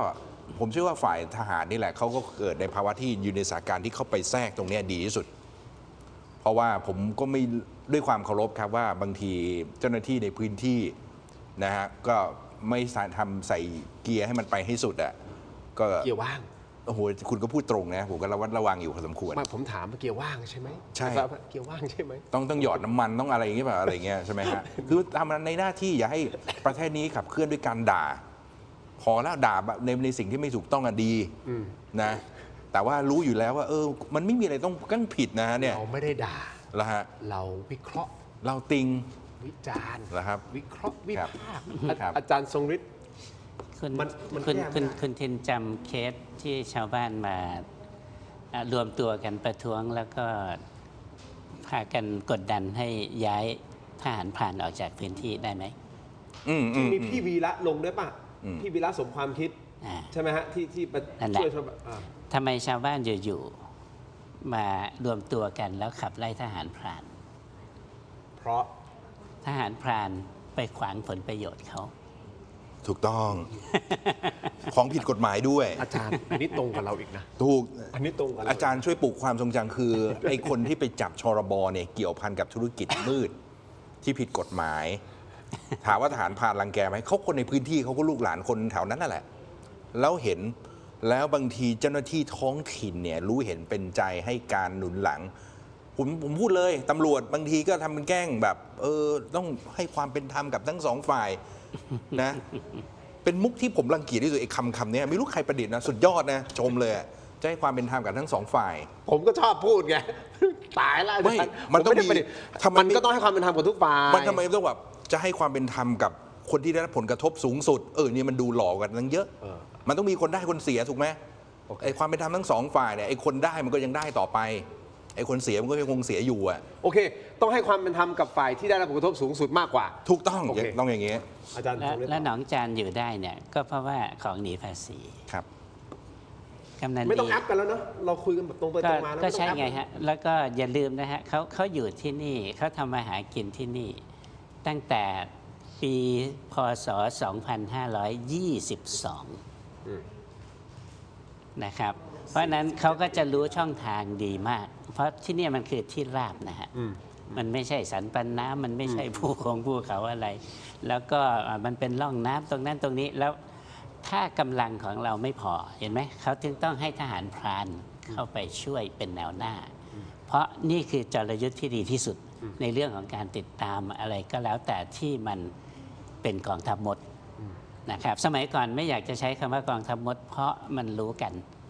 มาเวลานั้นเวลานี้นะ ส่งซิกกันแล้วทำเป็นว่าไปพักไปเบรกนะ เดี๋ยวรถส่งของอะไรพวกนี้นะฮะแต่มาในยุคหลังพอมันมีจีนเทาเข้ามา ครับ พื้นที่ตรงนี้มันก็เลยกลายเป็นโลเคชันของจีนเทาที่อยากจะมาสร้างเป็นคอมเพล็กซ์และสแกมเมอร์เซ็นเตอร์ไอ้กำนันลีเนี่ยมันก็เลยกว้านซื้อที่ดินแถวนั้น โอ้โห เพื่อที่จะขายให้ทุนจีน แล้วมาตั้งเป็นศูนย์สแกมเมอร์ติดชายคาบ้านเรา นี่แหละเรื่องจริง อย่างนี้เลยอ่ะ ไม่ทำกันอย่างนี้อ่ะ ใช่ครับ แล้วมันก็รับเงินแล้ว แต่ทีนี้พอมันมาเป็นแนวเผชิญหน้า มันมีสงคราม มีการสู้รบ ไอ้ทุนจีนเนี่ยมันก็ไม่เสี่ยงที่จะอยู่ต่อแล้ว ฮะ นั่นแหละไอ้กำนันลีก็ถูกบีบทุกวันนี้ก็เข้าไปอยู่ข้างในแล้วเรียบร้อยนะครับ แต่คุณชินอย่าลืม กำนันลีมันไม่ใช่เป็นผู้กว้างขวางในกัมพูชาอย่างเดียว ครับ มันก็ต้องมีผู้กว้างขวางฝั่งไทยที่ร่วมผลประโยชน์ด้วย มันถึงคาราคาซังอย่างนี้อ่ะ ใช่แล้ว มันไม่ไปไหนอะฮะ ใช่แล้ว This is Thailand ใช่แล้ว นี่คือประเทศไทย นี่แหละมีคำสั่งอย่างนี้ดีแล้วนะครับ อันที่สองเนี่ยเราสามารถที่จะรู้ได้เลยว่าในยามวิกาลนั้นถ้าโผล่ออกมา ใช่เลย จับได้เลยครับ ไม่ต้องสกรีน พอประกาศแล้วนะ ใช่ครับ ควบคุมแล้วนะ คุณยังทะลึ่งออกมาอีก แสดงว่าคุณมีอะไรหรือเปล่า ใช่แล้ว ครับ โอเค อันนี้คือประเด็นบ้านหนองจานนะฮะ นี่มาแรปแบบให้คุณผู้ชมได้รับทราบติดตามสถานการณ์อย่างทันท่วงที แต่ผมขออนุญาตไปต่อเลยนะครับ เพราะเรามุฟจากบ้านหนองจาน เราไปที่เรื่องของสัตหีบ ว่าเขาขู่ว่าจะยิงมาสัตหีบ ถามว่าเขามีศักยภาพมากน้อยแค่ไหนอย่างไร รถถังที่เข้ามาเติมที 59 ดี ใช่ไหมครับและ PHL 03นะที่เขามีอยู่ 40 ชุดใช่ไหมฮะแต่ใช้งานจริง ๆ ได้แค่ 17นะ แต่จริงๆก็คือใช้ไม่ได้เพราะไม่มีรหัส หนึ่งไม่มีรหัส 2 กระสุนมีหรือเปล่าก็ไม่แน่ใจ ก็คือ PSL 03เนี่ยจีนเขาขายให้ ครับ เพราะว่าเขาเป็นประเทศที่เป็นหุ้นส่วนยุทธศาสตร์ร่วม ครับ ชะตากรรม ครับ นะครับแล้วก็ตั้งแต่ปี 2012 จีนกับกัมพูชาเนี่ยเป็นหุ้นส่วนในเรื่องความมั่นคงด้วยนะครับแล้วก็มาซ้อมรบกันครั้งแรกก็ปี 2016 ที่เขาเรียกว่าเป็นการซ้อมรบมังกรทองโกลเด้นดากอน Golden Dragon แต่จริงๆ คุณเซนอยากจะใช้คำว่าโกลเด้นนากา อ๋อโอเค แต่จีนบอกว่าไม่เอานากา เพราะว่าในเอเชียตะวันออกเฉียงใต้เนี่ยหลายประเทศมีพญานาค มีพญานาค เดี๋ยวมันก็จะไปเคลมกันเป็นของคนนั้นคนนี้จีนก็เลยว่าเอาเป็นมังกรซะ ใช่ นะครับแล้วเชื่อไหมว่าซ้อมรบเมื่อปี 2016 นั้น ฮะ เป็นการซ้อมกับจีนครั้งแรก และเป็นครั้งสุดท้ายที่เขี่ยอเมริกาออก ที่เขาเรียกว่าเป็นการซ้อมรบอังกอร์เซนติเนลนี่แหละ มันสวิงไปสวิงมาก็คือว่าพอมันเป็นอย่างนี้ แล้วตอนนี้กำลังจะลื้อฟื้นกับอเมริกากลับมา เพราะว่าอะไร เพราะฮุนเซนถูกจีนบีบอยู่ตอนนี้ นี่คือสาเหตุว่าทำไมเขาเชิญไปปักกิ่ง กลับมานี่คอตกเลย ที่ไปมาล่าสุดนี่นะ ใช่ ใช่ไหม ครับ ที่เพิ่งไปมาล่าสุด แล้วก็เขาขนคนไปเยอะมากคน ไม่ นู้นคนนี้ไป ไม่เท่าไหร่ละฮะก็ ไม่เท่าไหร่ ไม่เท่าไหร่ฮะ ก็ ก็ เห็นผู้ ก็ไปในนาม ระดับสูงของเขาอ่ะ ก็มีเตียบันแล้วก็เตียไซฮานะฮะแล้วก็มีรัฐมนตรีต่างประเทศปรักสุคน อ่าฮะ นะครับแล้วก็มีรัฐมนตรีกระทรวงพาณิชย์เขาเรียกว่าซุนจันทรก็ไม่กี่คนคุณจินแต่ว่าส่วนใหญ่มันก็ไปก็คือว่า โอเค ที่เขาเชิญมาครั้งนี้เนี่ยไม่ได้เชิญในฐานะว่าให้ไปเยือนนะ แต่ เชิญไปในฐานะที่ว่าเป็นพันธมิตรกันในเรื่องของพรรคการเมือง จีนมีพรรคคอมมิวนิสต์จีน ก็เลยออกจดหมายเชิญในนามของพรรคคอมมิวนิสต์ โอเค แล้วเชิญพรรคประชาชนกัมพูชา ซึ่งฮุนเซนเป็นประธานอยู่ แต่จริง ๆ คือเรียกไปเพื่อคุยแหละ แต่โดยความเป็นจริงก็คืออำนาจสูงสุดในกัมพูชามันก็คือฮุนเซนนั่นแหละ แต่ว่าในวิธีการทูตเนี่ยเขาเลือกที่จะใช้พรรคต่อพรรค โอเค นะครับไม่ใช่รัฐต่อรัฐ คุณผู้ชมครับ เราจะพูดถึงเรื่องของ Air Hostess แอร์การบินไทยที่ถูกจับที่ออสเตรเลียนะครับ แต่ก่อนที่ผมจะไปตรงนั้น ผมยังมีอีก 2-3 ประเด็นเกี่ยวกับกัมพูชาตรงๆนะฮะ อันแรกก็คือปราสาทคณา หลังจากที่ไทยสามารถควบคุมและยึดพื้นที่นะโดยรอบปราสาทคณา และได้มีการทำลายบันไดขึ้นที่เราเคยเปิดไปแล้วเนาะมีภาพเผาบันไดไปนะฮะคุณผู้ชม ล่าสุดบริเวณพื้นที่ราบเชิงเขาด้านล่างคุณผู้ชม ยังคงมีช่องโหว่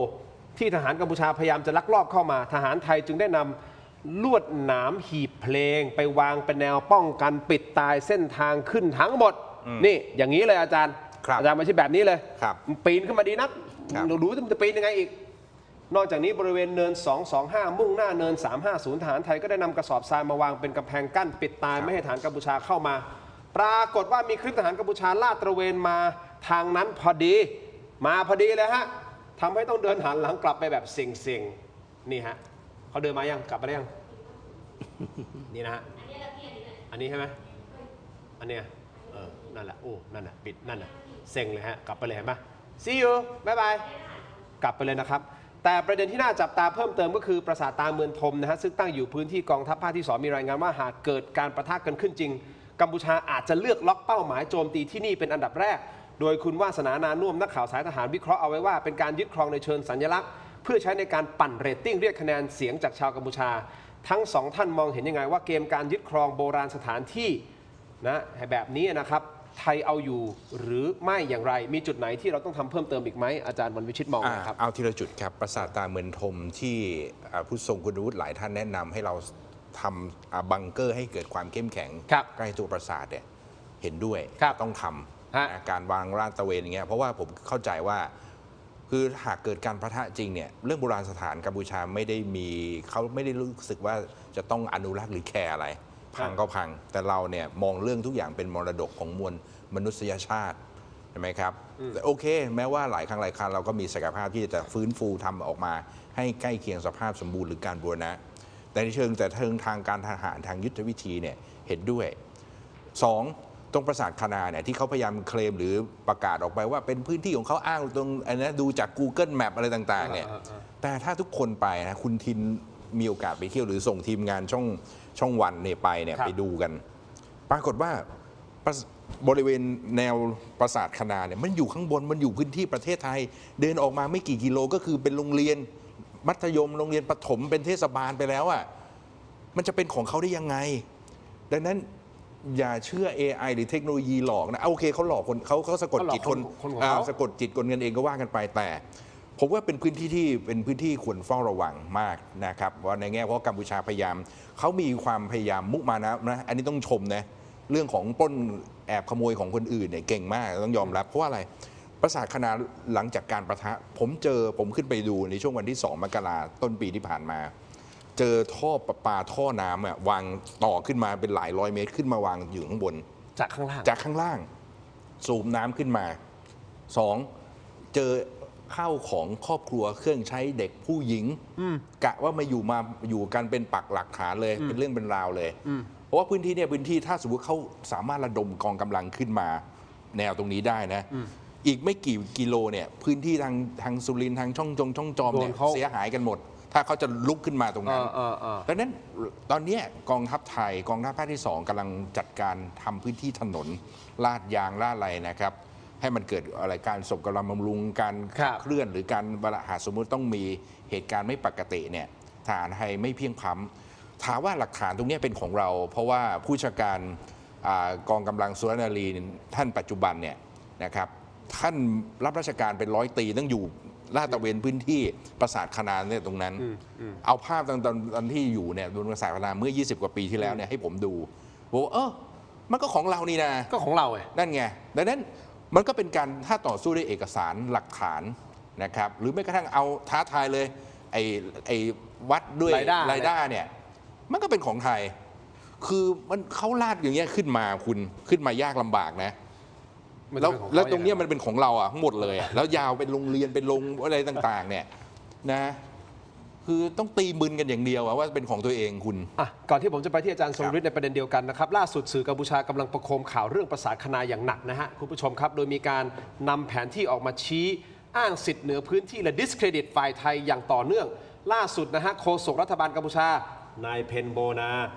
อาจารย์ทรงฤทธิ์รู้จักใช่ไหมฮะนายเพนโบนาเนี่ยอ่านว่าแปนโบนาโอเคอ่านว่าแปนนะมาจากปั่นปะนายแปนนายแปนมาจากปั่นขอบคุณมากอาจารย์วันวิชิตโอเคครับได้แถลงการผ่านสถานีโทรทัศน์แห่งชาติกัมพูชาอ้างว่าปราสาทคณาเป็นของกัมพูชาแล้วกล่าวหาประเทศไทยใช้กำลังเข้ายึดครองดินแดนอย่างละเมิดและผิดกฎหมายโดยอ้างอิงตามแผนที่มาตราส่วน1 ต่อ 200,000เอาฟังเสียงท่านหน่อยฮะអ្នកនាំពាក្យរាជរដ្ឋាភិបាលសូមបញ្ជាក់ជូនសាធារណជនជ្រាបដែរថាយោងតាមអ្នកជំនាញកិច្ចការព្រំដែនប្រាសាទខ្នាដែលថៃដណ្ដើមកាន់កាប់ដោយខុសច្បាប់គឺស្ថិតក្នុងដែនអធិបតេយ្យនិងបូរណភាពទឹកដីកម្ពុជាទាំងស្រុងដោយយោងតាមផែនទីខ្នាត1លើ200,000ដែលទទួលស្គាល់ជាអន្តរជាតិនិងសូម្បីតែផែនទីដែលថៃប្រើប្រាស់ជាឯកតោភាគីតាមខ្សែបន្ទាត់ L7017 ក៏បញ្ជាក់ថាប្រាសាទខ្នាស្ថិតក្នុងដែនអធិបតេយ្យរបស់កម្ពុជាដែរនេះសបញ្ជាក់យ៉ាងច្បាស់ថាភាគីថៃបានប្រើកម្លាំងដណ្ដើមកាន់កាប់ទឹកដីកម្ពុជាដោយបំពាននិងខុសច្បាប់ទាំងស្រុងដែលមិនអាចប្រកែកបានឡើយอาจารย์ทรงฤทธิ์ครับปกติก็เขาปกติหมายความว่าแถลงให้คนกัมพูชาฟังเพราะว่าเขาก็ยืนยันในเรื่องพวกนี้มาตั้งแต่หลังจากสิ้นสุดการสู้รบรอบที่2ถ้าคุณทินจำได้คนที่ออกแถลงการคนแรกคือคุณมาแนตคุณมาแนตออกแถลงการก็คือว่าไม่ยอมรับการเปลี่ยนแนวเขตแดนโดยการใช้กำลังทางทหารนะครับแล้วเขาก็จะบอกว่าเขาจะต่อสู้เพื่อทวงคืนมาโดยตลอดนะฮะแต่ในห่วงเวลาที่เขาพูดตอนนั้นเนี่ยมันยังไม่วิกฤตถึงระดับขนาดนี้เพราะซิงเกิลเกตเวย์มันก็ยังพอควบคุมได้อยู่แต่ทุกวันนี้มันคุมไม่ได้แล้วนะครับเราฉลองอะไรเราบวงสรวงที่ไหนคนกัมพูชาได้รู้หมดอ้าวไหนบอกว่ามันเป็นของกัมพูชาใช่ไหมครับ มันก็เลยต้องหาวิถีทางที่จะบอกว่ายังไม่เพียงพล้ำขนาดนั้น เพราะคำว่าเพียงพล้ำมันหมายความว่าอะไรมันหมายความว่าสิ่งที่สมรังสีบ่อนทำลายฮุนเซนอยู่ทุกวันนี้ ก็คือเรื่อง คือเรื่องจริงเพราะนั้นก็เป็นเรื่องปกติมาก แล้วก็ถ้าเขาแถลงเป็นภาษาเขมร เป้าหมายก็คือคนเขมรก็ไม่ต่างอะไรกับอยู่วันดีคืนดีหยิบไอ้ยึกบุญชัยมาพูด ที่ศูนย์รองรับตรงนั้น เพราะถ้าคุณทินเป็นคนอพยพ ฮะ ไม่สามารถกลับคืนบ้านตัวเอง ทั้งที่จริงๆมันก็ไม่ใช่บ้านตัวเองอยู่แล้วใช่ไหมล่ะแต่ต้องมาอยู่ที่รองรับชั่วคราว พอมาอยู่ที่รองรับชั่วคราวเสร็จปุ๊บแล้วเนี่ยยังไม่เห็นอนาคตว่าเมื่อไหร่จะได้กลับ แล้วอย่าลืมว่าไทม์ไลน์ต่อไปเนี่ย มันจะมีการเลือกตั้งท้องถิ่น ครับ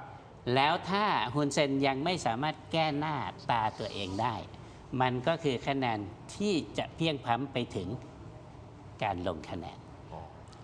อาจารย์ขออนุญาตนิดนึงฮะวันนี้คุณผู้ชมดูทางฝั่งไหนฮะถ้าเสียงหายนะคุณผู้ชมขออภัยเขาบอกเสียงหายให้ปิดแอปใช่ป่ะแล้วเอาเคลียร์แอปแล้วก็เข้ามาใหม่ รับรองจะเข้ามาฟังเสียงหล่อๆของอาจารย์ทั้งสองท่านของเราต่อ ขออภัยนะครับ อันนี้ทางเทคนิค เดี๋ยวผมขอรับผิดชอบในการ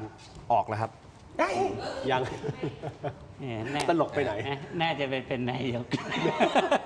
ตามมุกไม่ทันเลย คุณ ส ปิด มาคม คุณจะปิดวาจาใช่ไหม ไม่อาจารย์ อันนี้ โอเค อันนี้โอเค ก็เท่ากับว่ามันคือการสร้างความชอบธรรมการสร้างเรื่องราวสร้างคอนเทนต์เพื่อให้คนของเขา แก้หน้าตัวเอง แก้หน้าตัวเอง เชิญ ผมจะเสริมเพราะ ครั ว่า บอาจารย์ มาดูดีเทลว่าต้องขออภัยนะครับว่าเราไม่ได้มายั่วยุ หรือนำไปสู่การเพื่อจะต้องไปสู่การปะทะยังไงซะมันต้องมีการเจรจาพูดคุยแต่เวลาสถานการณ์ปัจจุบันมันไม่เอื้อให้เป็นอยู่กลับไปภาวะปกติต้องอธิบายนะครับแต่เรารู้ว่าฮุนเซนและฮุนมาเนี่ยคือภัยคุกคามของจริงที่ทำให้คนกัมพูชาเนี่ยเข้าใจอะไรผิดๆหรือได้ข้อมูลที่ไม่ตรงไปตรงมา แล้วเขาก็วางวิถีของการปลุกระดมชาตินิยมให้เกลียดชังประเทศไทยถามว่าหลักฐานอาจารย์ทรงฤทธิ์ออกมาหลายรายการแต่สิ่งหนึ่งที่เรายังเห็นเป็นหลักฐาน ถ้าท่านผู้ชมที่เคยไปกัมพูชานะฮะพรรคประชาชนนะของฮุนเซนเนี่ยออฟฟิศที่ทำการเนี่ยอยู่ตรงข้ามกับสถานทูตไทยในกรุงพนมเปญ ฮะ ตรงข้ามกันเลย แล้วก็มีรูปปั้นรูปอะไรต่างๆ เพื่อสร้างชี้ให้เห็นการข่มนะครับในรูปปั้นนั้นอาจารย์สุรินทร์น่าจะอธิบายได้ลึกซึ้งกว่าผมก็คือเขาก็รู้ว่าสัญลักษณ์ความศักดิ์สิทธิ์ประเทศไทยคือครุฑเขาใช้นาคจะขี่ครุฑเหมือนชัยชนะ คุณก็รู้ว่าครุฑเนี่ยเป็นสัญลักษณ์ตราแผ่นดินของประเทศเราใช่ไหมทางราชการทางอะไรต่างๆนั่นคืออาจจะเรียกตัดไม้ข่มนามอะไรก็แต่มองสิว่าประเทศไทยที่เขาบอกว่าเป็นเพื่อนบ้านอยู่ตรงข้ามคุณทำอะไรกับประเทศนี้เพื่อนของคุณคนนี้ในยามที่คุณลำบากเดือดร้อนเนี่ยเราอุปถัมภ์ค้ำชูอะไรตลอดเวลานะครับยามอะไรต่างๆเนี่ยบรรดาในพลทุกคนของเขมรนะแม้กระทั่งเตียเซฮาเนี่ยครอบครัวป่วยรักษาพยาบาลก็มาโรงพยาบาลแถวสุขุมวิทมาในกรุงแย่ๆกับทางสุรินทร์ทางอุบลเนี่ยเราก็ไม่เคยปฏิเสธในความช่วยเหลือเหล่านี้ด้วยหลักมนุษยธรรมแต่วันดีคือดีก็ใช้ประโยชน์ทั้งขอทั้งด่าเราเนี่ยมันมีอย่างที่ไหนไทยนี่ก็อดทนพอสมควรนะเราอาจจะมองว่าด้วยความเป็นประเทศใหญ่แต่เมื่อมาถึงสถานการณ์นะเป็นแบบนี้เนี่ยเราต้องมาตั้งสติว่าโอเควันหนึ่งนะฮะการเจรจาเนี่ยจะเกิดขึ้นไม่ได้ตราบใดที่ฮุนเซนกับฮุนมาเน็ตยังใช้วิธีนี้สะกดจิตให้คนกัมพูชา เราก็ไม่ต้องเจรจาก็ไม่เจรจาก็ไปเรื่อยๆปิดด่านแล้วก็ไปเรื่อยๆไม่ต้องเจรจาไม่ต้องต่อรองอะไร อย่าง JBC ที่เขาพยายามอยากประชุมตลอดเวลาเขาก็คิดว่าเราจะหลงกลเพราะอะไรไหมคุณทินประชุม JBC เมื่อไหร่เนี่ยตามหลักจะต้องถอยเมื่อคุยกันรู้เรื่องนะฝั่งละ 200 เมตรด้วยวิธีคิดหรือสันดานเป็นปกติวิสัยของเขาไอ้200 เมตรเราถอยไปเขาก็จะเคลื่อนเข้ามากลายเป็น 400 เมตรเราดักรู้วิธีคิดทันมารอบหลายปีว่าเขาเป็นอย่างนี้ความจริงใจไม่เคยปรากฏนะครับถามว่าวันหนึ่งมันจะต้องพูดคุยกันนั่นแหละแต่ว่า ไม่ใช่ตอนนี้ แต่ไม่ใช่ตอนนี้แล้วก็ขอให้เข้าใจนะว่า การให้ความเห็นหลายครั้งหลายคราทำไมจะต้องบริพาทตำหนิผู้นำกัมพูชา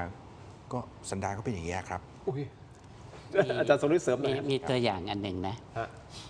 ขนาดในราชสกุลนโรดมด้วยกัน ครับ นะครับก็คือ เจ้าศรีหนุเนี่ยมีพระชายาอยู่ 7 คน ครับ เพราะฉะนั้นลูก 13 มีลูก 13 คน เพราะฉะนั้นก็จะต่างมารดา ก็จะแย่งกันนะฮะคนที่ใกล้กันที่สุดมีผู้ชายที่เป็นลูกคนโต 2 คน ครับ คนหนึ่งก็คือสมเด็จเจ้านโรดมรณวิทย์อีกคนหนึ่งก็คือนโรดมจักรพงศ์ ครับ 2 คนเป็นพี่น้องกันแต่ต่างมารดา ครับ ถ้านึกไม่ออกว่าจักรพงศ์คือใครน้องเจนนาที่เป็นคนสวยๆนั่นนะคือหลานเขานโรดมเจนนาที่เป็นเน็ต อ๋อที่ไปอยู่ที่จีนใช่ไหมครับอ๋อ นั่นแหละคือหลานจักรพงศ์นะฮะคือเจ้าศรีหนุเนี่ยรักลูกไม่เท่ากัน รักเจ้าลณฤทธิ์มากกว่าก็แต่คนที่อยู่ข้างกายเจ้าศรีหนุตลอดเวลาคือนโรดมจักรพงศ์แต่ในวันที่เจ้าศรีหนุขึ้นเป็นกษัตริย์นะครับแทนที่จะให้จักรพงศ์เป็นผู้นำพรรคฟุนซินเพกกลับไปเลือกลันนฤทธิ์ซึ่งนอนอาบแดดอยู่ที่ปารีสอะไรพวกนี้นะฮะเขาก็เลยรู้สึกแค้นฝังใจนะครับฝังใจขนาดไหนฝังใจขนาดคือปี 1994 หลังจากที่ตั้งรัฐบาลซึ่งลันนฤทธิ์เป็นนายกคนที่1ฮุนเซนเป็นนายกคนที่2ฮุนเซนหลอกใช้จักรพงศ์นะครับในเดือนสิงหาคมปี 1994 มันมีความพยายามที่จะรัฐประหาร โอ้ แต่ไม่สำเร็จจริงๆเนี่ยก็คือว่าไอ้พรรคประชาชนกัมพูชาไม่พอใจผลการเลือกตั้งและไม่พอใจฮุนเซนนะครับก็จะดัดหลังกันเองนี่แหละแล้วฮุนเซนก็ทำเป็นว่าสมยอมแต่พอมารู้ความลับว่าถ้าทำในครั้งนั้นสำเร็จเขาจะเขี่ยฮุนเซนออกฮุนเซนก็เอาความลับนี้ไปบอกลันนฤทธิ์ก็เลยร่วมมือกันมากำจัดรัฐประหารครั้งนั้นและผู้นำกองกำลังเพื่อที่จะยึดอำนาจรัฐบาลเนี่ยคือนโรดมจักรพงศ์สุดไหมล่ะ เขาทำลายทฤษฎีเลือดข้นก่อนน้ำสำเร็จนะเซนนี่ โอ้โห สุดยอด หักเหลี่ยมโหด ไอ้ว่าเลือดข้นกับน้ำใช้ไม่ได้จริง แล้วทุกวันนี้ฮุนเซนก็ยังใช้จักรพงศ์อยู่ถ้าอยู่ในราชสำนักนะฮะ โอ้ อยู่ในวังตอนนี้ลำดับระดับเป็นกรมหลวงสูงที่สุดเนี่ยก็คือจักรพงศ์ โอ้โห สุดไหมนะ ไม่ต้องระวังเรากับเขานะ แค่เขาข้างในเขาเองเขา ก็ ใช่ หนักหนาสาหัสแล้วนะครับคุณผู้ชม แต่ผมติดใจอยู่เรื่องหนึ่งฮะไม่รู้จริงเท็จแค่ไหนไม่แน่ใจว่าอาจารย์ทั้งสองท่านพอจะชี้ทางสว่างให้ผมได้หรือเปล่า อาวุธยุทโธปกรณ์มีการตั้งข้อสังเกตว่านะฮะอันนี้คือข้อมูลจากคุณวาสนาเองนะครับคุณผู้ชมครับหลังจากที่ไทยสู้รบกับกัมพูชาครั้งก่อนนะครับประมาณช่วงกรกฎาคมถึงสิงหาคมปีที่ผ่านมากองทัพไทยได้สั่งซื้อกระสุน จากจีน โดยมีการตกลงกันว่าจีนจะขอทยอยส่งมอบเป็นชุดๆให้ แต่ทางจีนกลับไม่ได้มีการส่งมอบตามที่ขอไป การขนส่งล่าช้าทำให้ไทยเนี่ยต้องส่งคณะจากกองทัพบกไปตรวจสอบและทวงถาม ซึ่งเป็นช่วงจังหวะเดียวกันกับที่ทางด้านของกัมพูชานำโดยฮุนเซนเนี่ยเดินทางไปที่จีนเหมือนกัน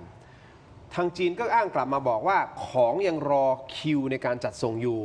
ซึ่งทางคุณวาสนาตั้งข้อสังเกตว่าทำไมฝั่งกัมพูชาสามารถจัดหาอาวุธยุทโธปกรณ์กระสุนจากจีนได้รวดเร็ว และต่อเนื่องกว่า รวมถึงยังมีการส่งรถถังให้กัมพูชาได้ก่อน อาจารย์ทั้งสองท่านคิดว่าเป็นเพราะกัมพูชาเขาอยู่ในระดับคิวก่อนหน้าเราจริง ๆ หรือว่าเราประสานทางการทูตของเราไม่ชัดเจนไม่หนักแน่นพอเท่ากับกัมพูชา หรือจีนพยายามทำอะไรยังไงหรือเปล่า อันนี้ผมไม่รู้ไม่ได้กล่าวหาไม่ได้อะไรเพียงแต่ว่าสงสัยข้อนี้เหลือเกิน อย่าเอามาผสมกัน โอเค ไม่ผสมกันงั้นอาจารย์วิเคราะห์เป็นฉากๆไม่แบบไม่ผสมกันให้เรา มัน ได้ มันมัน ตื่นรู้ มัน แล้วเดี๋ยว คน ให้ ละ อาจาร บ ย์ ริบท โอเค นะครับ ก็คือถ้าเราเอามาปนกันเนี่ยมันจะเกิดการเปรียบเทียบ โอเค นะฮะ ซึ่งไม่ควร ไม่ควร อ๋อ คือไอ้ที่เขาเชิญฮุนเซนไปเนี่ยมันมาทีหลัง โอเค อันนั้นไม่เกี่ยวกับเรื่องอาวุ นะครั ธ บ โอเค ส่วนเรื่องรถถังเนี่ยเขาดีลกันมาตั้งนานแล้ว โอเค แต่มันมาส่งในห่วงนี้ ซึ่งก่อนที่เขาจะดีลกันในเรื่องรถถังเนี่ยจีนก็ไม่รู้ว่าฮุนเซนจะเปิดฉากกับเรา โอเค คือมันดีลกันก่อนที่จะมีการลบกันระหว่างเรา โอเค ใช่อาวุธเราก็เช่นเดียวกันแต่เขาก็ยืนยันแล้วเนี่ยว่าได้ตามกำหนด โอเค เพียงแต่ว่าถ้าเราเอาเหตุการณ์พวกเนี้ย มา มา ผ ผ ส ส ม ม รวมกัน ปนเปในสถานการณ์ปัจจุบันเนี่ยมัน อาจจะเละเทะได้ ไม่ควร นั่นแหละไม่ควรฮะ เพราะฉะนั้นมันคือตามรอบ ต้ จ อง ริง ต้องเข้าใจวิถีทางการทูต ครับ ต้องเข้าใจวิถีของความสัมพันธ์ระหว่างประเทศ ๆ ครับ นะครับ แล้วเราอยู่ๆเราจะบอกว่าเอ้าทำไมต้อนรับฮุนเซนแล้วทำไมไม่ส่งอาวุธมามันคนละอันนะครับมันคนละบริบทแล้วถ้าจะมองด้วยซ้ำเนี่ยก็คือฮุนเซนกลับมาจากปักกิ่งฮุนเซนพูดประโยคแรกคืออะไร คืออะไรครับ จะแก้ไขข้อขัดแย้งกับประเทศไทยโดยสันติวิธีและตามกฎหมายสากล เชื่อไหมครับ ก็ให้ลูกน้องมายั่วยุตลอด นะครับ มันไม่น่าเชื่อ โอเค เอาเป็นว่าอาจารย์สรุปบอกว่าอย่าไปปนกัน ครับ เราควรจะยึดหลักนี้ไหมฮะว่าไม่ต้องไปปนกัน ไม่ใช่ว่าเขาเฟเวอร์กัมพูชามากกว่าเรา ย่องแยกแยะอย่างมีสติครับ เพราะถ้าเล่นกัมพูชาพยายามเล่นเกมบลัฟแต่เราไม่อยากจะเล่นเกมนี้ แต่เอาจริง ๆ ถ้าเทียบเนี่ยเทียบให้เขาเจ็บใจเล่นเปล่าๆเอาจริง ๆ นะ ไอ้รถถัง VT5 เนี่ยเจเนอเรชันที่ 3 ที่เราได้จากจีนเนี่ยจีนมีผลิตเมื่อปีไหน 2014 นะ2000ประมาณอย่างเงี้ยครับเขามีปุ๊บไม่จากนั้นไม่กี่ปีเนี่ยเราได้ทันทีล็อตแรกเลยนะ โอเค ที่ส่งออก โอเค ก่อนชาติไหนอีกอ่ะ ฮะ เอาเทียบกันอย่างเงี้ยนะครับถ้าคุณจะเทียบเรื่องความสัมพันธ์ใกล้ชิดเนี่ย ครับ เราก็ไม่เป็นรองเขานะ โอเค นึกออกไหมครับ ไม่ ก ก็ต้องมีสตินะ ต้องมีสตินะครับ ถ้าอยากให้เราเปิดข้อมูลว่าจะเปรียบเทียบเรากลัวเราเพลียงพล้ำกลัวเราต้องเดินตามกัมพูชาทุกสเต็ปไม่ใช่ โอเค นะครับ คือคนมันมีปมด้อยอ่ะคุณต้องให้เขาอวดหน่อย เสริมนิดนึง เชิญนะอาจารย์ PSL ครับ 03กัมพูชาซื้อ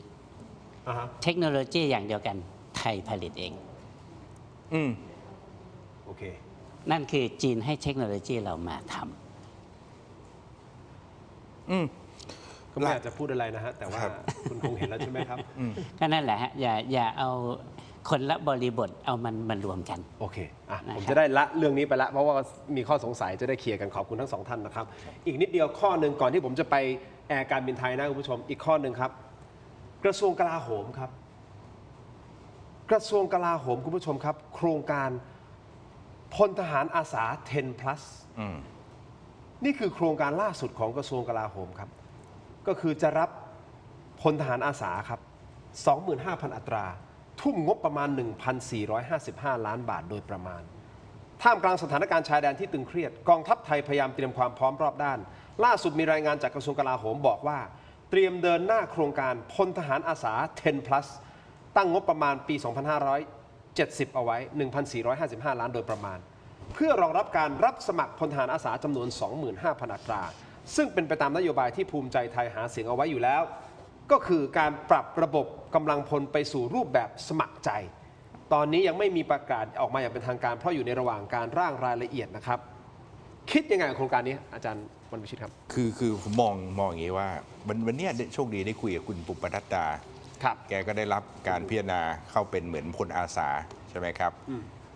ปรากฏว่าถ้าอย่าไปมองเรื่องการเมืองซะทีเดียว มองในเรื่องประโยชน์ของการช่วยนะกองทัพในส่วนที่กองทัพเนี่ยยังไปไม่ถึงหรือไม่ครบถ้วนในเรื่องวิทยาการขององค์ความรู้ของผู้ที่จะเข้ามาทำหน้าที่เป็นพลอาสา ครับ คุณรู้ไหมว่าคุณสมบัติคนที่เข้ามาเนี่ยปริญญาตรีปริญญาโทปริญญาเอก ตอนนี้เขามีการฝึกอบรมกัน คุณปุ่มมาดาเนี่ยจะไปด้านของเรื่องการประชาสัมพันธ์ ครับ แล้วสิ่งสำคัญที่กองทัพต้องการคืออะไรรู้ไหม คือ พวกนักเทคโนโลยีด้านโดรน วิศวะ คอมพิวเตอร์ไอทีกำลังอบรมกันเต็มไปหมด แล้วเขามีพื้นฐานตรงนี้อยู่แล้ว คุณก็รู้ว่าความคล่องตัวและลักษณะแบบนี้ในภาคแบบอย่างเงี้ยมันจะเร็วกว่า จะเป็นเครื่องมืออาวุธสำคัญ ในภาวะที่ประเทศบางทีเนี่ยไม่ต้องผ่านเราที่ผ่านมาน้ำท่วมวิกฤตแผ่นอะไรต่างๆใช่ไหมฮะอุบัติเหตุครั้งใหญ่เนี่ยมูลนิธิพวกเนี้ยเขาจะเป็นอาสา เรามาเพิ่มขีดความสามารถตรงเนี้ยให้เขาเกิดความครบถ้วนนะครับส่วนเรื่องสวัสดิการสิทธิประโยชน์เนี่ยโอเคมันเป็นเรื่องที่ฝ่ายการเมืองจะต้องไปอธิบาย แต่มองแล้วนั่นคือขยายความครบถ้วน ครบวงจรในเรื่องของระบบการป้องกันประเทศนะพวกเหมือนกองกำลังเนี่ยในพวก national guard ถ้าพูดอย่างเงี้ยในต่างประเทศเนี่ยนะบางทีว่างเมื่อประเทศอยู่ในภาวะไม่ปกติ ขอระดมสภากำลังของพี่น้องเหล่านี้ที่เขามีทั้งทรัพย์สินทุนทรัพย์และเรื่องอะไรต่างๆนะครับความรู้ความสามารถมาช่วย เพราะบางทีเนี่ย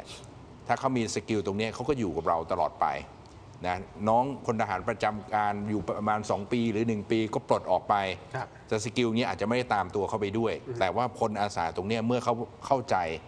เรื่องยุทธศาสตร์ชาติหรือนโยบายการป้องกันประเทศอย่างเป็นระบบแล้วเนี่ยจะช่วยได้เยอะในระยะยาวนะครับ อาจารย์สริตบอกนะ จริงๆก็ดีนะฮะเพราะว่าอย่าลืมว่าทุกวันนี้มันมีภัยหลายอย่างมาก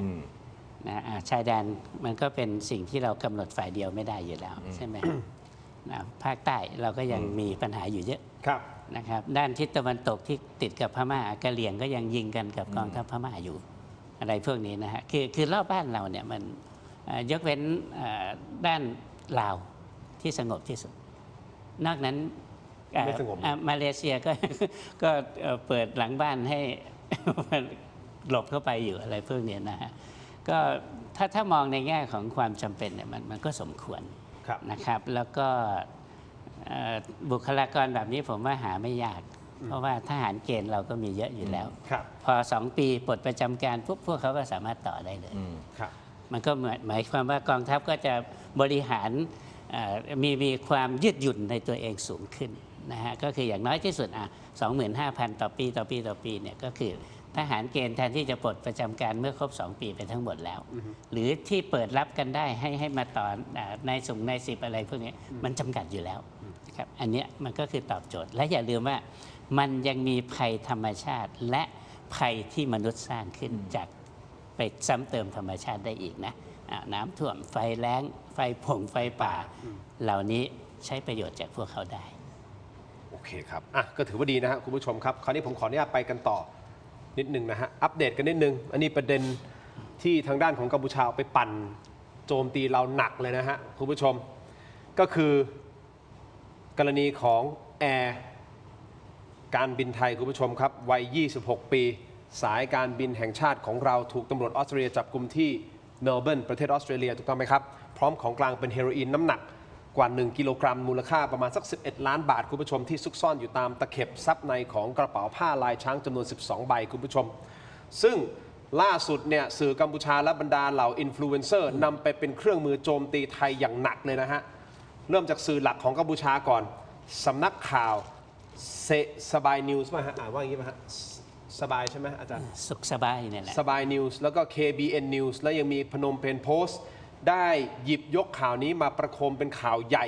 และตีแผ่ว่าเป็นเรื่องน่าอับอายขายขี้หน้าของสาวไทยของประเทศไทย หลังจากนั้นถัดมาก็เป็นคิวของอินฟลูเอนเซอร์ชาวกัมพูชา หรือว่าที่ผมชอบเรียก อันนี้ต้องขอบคุณอาจารย์ศิโรจน์นะ ตั้งฉายาให้กับคนมีเน็ตของชาวกัมพูชา ไม่ได้เรียกอินฟลูเอนเซอร์แต่เป็นคนมีเน็ตนะฮะ ที่รีบออกมาทำคลิปตอกย้ำและโจมตีแบบเหมารวมว่าประเทศไทยก็เป็นแบบนี้แหละ จึงไม่แปลกใจเลยที่นานาชาติจะเข้มงวดกับคนที่ถือพาสปอร์ตไทย ไปฟังเสียงคนมีเน็ตรายนี้กันหน่อยนะฮะ เราเบลอหน้าแล้วใช่ไหมโอเค ฟังเสียงเขาหน่อยนิดนึง ហើយម៉ៃបន្ទាប់ពីរកឃើញថាលក្ខណៈមានប្រភេទហេរ៉ូអ៊ីនចំនួន1 គីឡូក្រាមដែលមានតម្លៃថ្លៃជាង$50,000សហរដ្ឋអាមេរិកចូលទៅក្នុងប្រទេសអូស្ត្រាលីហើយអាជ្ញាធរអូស្ត្រាលីបានចាប់ខ្លួនបុគ្គលិកស្រីអាកាសចររូបហ្នឹងពីបទលួចដឹកជញ្ជូនហេរ៉ូអ៊ីនហ្នឹងកន្លះលាន$បងប្អូនណាមិនតិចទេណាអូ my god សាហាវអត់បងប្អូនចាអញ្ចឹងណាប្រទេសថៃគឺបែបហ្នឹងអញ្ចឹងហើយវាអត់ខុសអីទេដែលគេរឹតបន្តឹងអ្នកដែលកាន់ប៉ាសពតថៃហើយម៉ែក្រុមហ៊ុនថៃអែរវេបងប្អូនមិនសិនថៃតម្លៃគ្នាថៃអែរវេចារកស៊ីខាងអាកាសចរប៉ុន្តែម៉ែបុគ្គលិកថៃអែរវេរបស់ប្រទេសថៃរត់ពន្ធគ្រឿងញៀនឆ្លងប្រទេសបងប្អូនអូយ อ้าวคุณผู้ชมถามว่าเธอพูดเรื่องจริงหรือเปล่าที่เราโดนจับแล้วก็เป็นพนักงานของการบินไทย อันนี้เรื่องจริงเราก็ไม่ได้ปฏิเสธ ไม่ต้องมาบิดเบือนไม่ต้องมาสร้างเฟกนิวไม่ต้องมาบิดนะฮะเราก็ยอมรับแล้วครับคุณผู้ชม เธอคนนี้ยังพูดยุยงและเยาะเย้ยทิ้งท้ายด้วยว่าขอให้คนไทยระวังตัวเอาไว้เพราะเผลอๆนะครับการถือพาสปอร์ตไทยเข้าไปในประเทศอื่น อาจจะทำให้ไม่ได้รับอนุญาตให้เข้าประเทศเลยก็เป็นได้จริงเหรอจริงก็แบบว่าไม่น่าใช่มั้งอันนี้นะฮะคุณผู้ชมจริงๆในเวลาเดียวกันน่ะคนมีเน็ตกัมพูชาอีกหลายคนนะใช้จังหวะนี้โจมตีเราแล้วมากล่าวหาแล้วมาบอกว่าไทยเป็นศูนย์กลางยาเสพติดผมเลยอยากจะพูดประเด็นนี้เอาแหละผมพูดงี้ก่อนนะฮะน้องคนที่ไปคนที่ทำถึงไอ้ตรงเนี้ย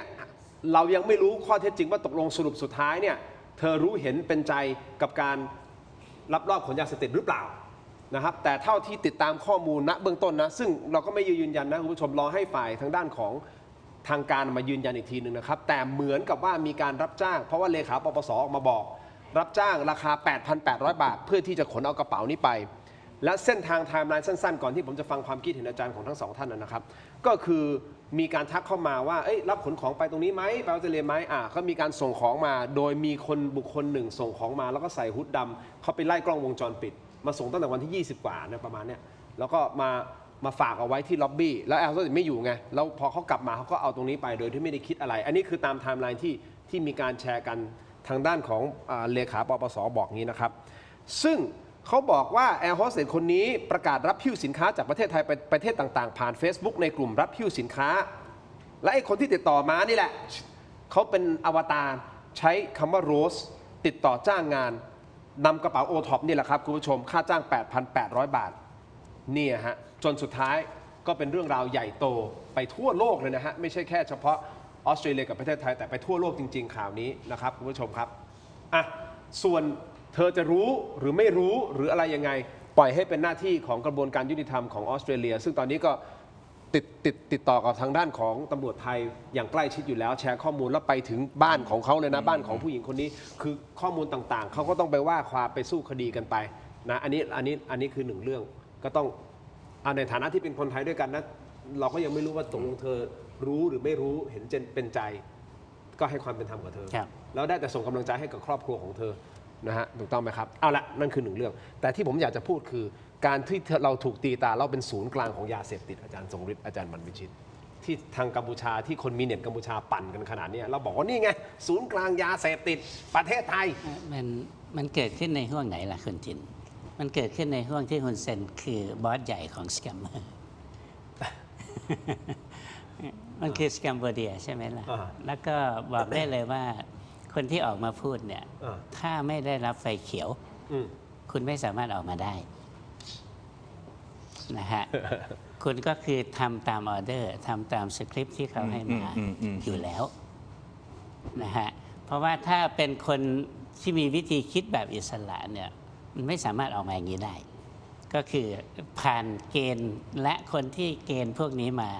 ก็คือลูกของฮุนเซนก็คือฮุนมานานั่นนะครับทุกคนที่ออกมาในสื่อแล้วก็วิพากษ์วิจารณ์ด่าไทยหรือว่าบลับไทยในทุกเรื่องนะครับแล้วคุณทินเคยเห็นมีไอ้คนไหนไหมที่ด่าตระกูลหุนที่ออกมาไม่มีลองด่าสิครับก็ด่าได้แต่ข้างนอกประเทศ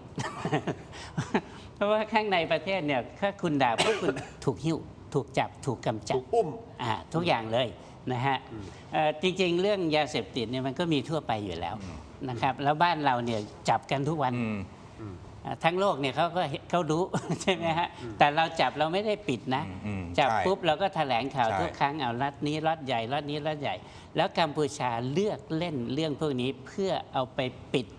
การรับรู้ของประชาชนตัวเองที่นายใหญ่ของตัวเองก็คือไอ้สแกมโบเดียเนี่ยคือใครล่ะก็คือฮุนเซนคนที่บอกให้คนกัมพูชารู้ว่าบอสใหญ่ของสแกมเมอร์ก็คือฮุนเซนเห็นไหมครับมันมีประท้วงอยู่นะตอนนี้ที่กรุงพนมเปญมีทุกเช้าเลยกลุ่มคนจีนมารวมตัวกันประท้วงที่หน้าแบงก์ชาติทุกวันที่กัมพูชาใช่ครับแต่ไม่เป็นข่าวเหรอฮะเพราะเขาถูกโกงเงินโดยฮุยวันฮุยวันคือใครอ่ะบอสใหญ่ของฮุยวันคือไอ้ฮุนโตฮุนโตเป็นหลานใครหลานฮุนเซนลูกของพี่ชายฮุนเซนระบอบฮุนเซนนั่นแหละตระกูลฮุนใช่เพราะฉะนั้นไอ้เวลาเขาบลับเรื่องพวกนี้มันได้สองอย่างนะอันหนึ่งคือได้กลบกระแสที่คนของตระกูลฮุนเนี่ยมันอยู่ในสแกมโบเดียนะครับอันที่สองก็คือว่าเวลาเขาเพี้ยงพล้ำกับประเทศไทยเนี่ยมันก็ต้องมาตอกย้ำว่าไม่ใช่นะครับแล้วคนที่ทำให้คนกัมพูชารู้ว่าฮุนเซนเพี้ยงพล้ำก็ไม่ใช่ไทยเรานะคือเขมรด้วยกันก็คือสมรังสีนะตอนนี้มันสู้กันแบบนั้นคุณทินแล้วก็มันสารพัดเลยทุกวันนี้นะฮะซึ่งจังหวะนี้มันเอาจังหวะนี้มาตีก็บอกได้เลยนะฮะก็คือว่าถ้าออกมาพูดในลักษณะโจมตีไทยแล้วมันออกมาจากกัมพูชามันคือทำตามออเดอร์ของตระกูลหุนอาจารย์วรรณวิชิตครับคือผมต้องเรียนท่านพี่น้องประชาชนท่านผู้ชมทางบ้านว่าอย่าไปเจ็บใจกับเรื่องพวกนี้ เราควรจะยินดีในเรื่องที่ว่าเราติดตามเส้นเรื่องที่เกิดขึ้นได้เร็ว ฮะ นะครับการจับการให้ความร่วมมืออธิบายเส้นเรื่อง ครับ ได้ทั้งหมดว่าที่มาที่ไป แม้กระทั่งภูมิหลังประวัติของน้องแอร์โฮสเตสที่ถูกจับเนี่ย ครับ เห็นไหมว่าเราไม่ได้เป็นเกี่ยวข้องหรืออะไรต่างๆ และสิ่งสำคัญเนี่ยต้องดูนะครับว่าน้องเขาก็ละเมิดกฎของการที่สายการบินเนี่ยในการบินไทยเขาบอกแล้วไม่ให้อนุญาตให้ลูกเรือไปรับแบกกระเป๋า รับจ้างหิ้วของหิ้วของอันเนี้ยด้วยเจตนาอะไรก็แล้วแต่มันผิดอยู่แล้วดังนั้นนั่นก็คือความโปร่งใสที่เรามี เราไม่ได้มีปมด้อยที่จะเอาเรื่องความอัปยศความเสียหายของชาติอื่นๆมาเป็นที่ขบขันนะครับ ประเทศที่ก็มีวุฒิภาวะมีวัฒนธรรมมาสูงๆเนี่ยเขาก็จะรู้ว่าอะไรควรไม่ควร ดังนั้นผมเนี่ยถ้าจะมาพูดการแข่งขันอะไรอย่างเงี้ยพวกท่านที่กำลังดูอยู่ฝั่งที่พนมเปญปอยเปตหรือสีฮันุวิลก็ดี ควรจะกังวลใจว่าเอ๊ะทำไมสายการบินอินดิโก้สายการบินต้นทุนต่ำของอินเดีย ประกาศยกเลิกการบินไปที่สนามบินที่ใหญ่ที่สุดเป็นอันดับ 9 ของโลกที่ท่านชื่นชอบทำไมแอร์เอมิเรตตัดเส้นทางรถเที่ยวบินแล้วก็จะยุติการบินทำไมนักท่องเที่ยวผู้โดยสารหายไป 40% เพราะอะไรอะไรคือความอัปยศความขายหน้าของพวกท่าน ไม่ต้องกังวลไม่ต้องห่วงใยคนไทยจัดการกันเองได้ครับ เรามีวิธีการจัดการตรงไปตรงมาผิดก็จำคุกแต่ขณะเดียวกันที่ปรึกษาของพวกท่านที่ตอนนี้ถูกส่งตัวกับอดีตที่ปรึกษานะของนายกรัฐมนตรีฮุนมาเน็ตหรือที่ปรึกษาของประธานวุฒิสภาฮุนเซนชาวจีน ถูกส่งตัวทยอยกลับจีนเนี่ยทำไมท่านไม่ตามเส้นเรื่องตรงนั้น บอกว่าท่านผู้นำมีคนที่กะเลวลากมาสมคบมาใช้ประโยชน์จากท่านมาสร้างทำให้ประเทศเสียหายพูดสิครับนะพูดออกมาดังๆก็ไม่กล้าพูดก็แสดงว่ายอมรับกับสิ่งที่เกิดขึ้นนะผมด้วยความอวยพรนะบอกว่าอยากจะทำให้ภูมิภาคนี้มีการตรวจสอบธรรมาภิบาลความโปร่งใสเนี่ยในยุค 2026 อ่ะสแกมเมอร์เป็นปัญหาอันดับหนึ่งยาเสพติดเนี่ยโอเคเราต่อสู้กันมานับตั้งแต่สงครามฝิ่นมวลมนุษยชาติรู้ว่าภัยคุกคามเป็นยังไงแต่สแกมเมอร์เนี่ยมันมาจากรังมันเริ่มต้นมาจากบ้านท่านยังไม่พอนะครับการค้ามนุษย์ที่เป็นแหล่งใหญ่ที่สุด1 ใน 5ที่ใหญ่ที่สุดในโลกก็มาจากท่านนะครับ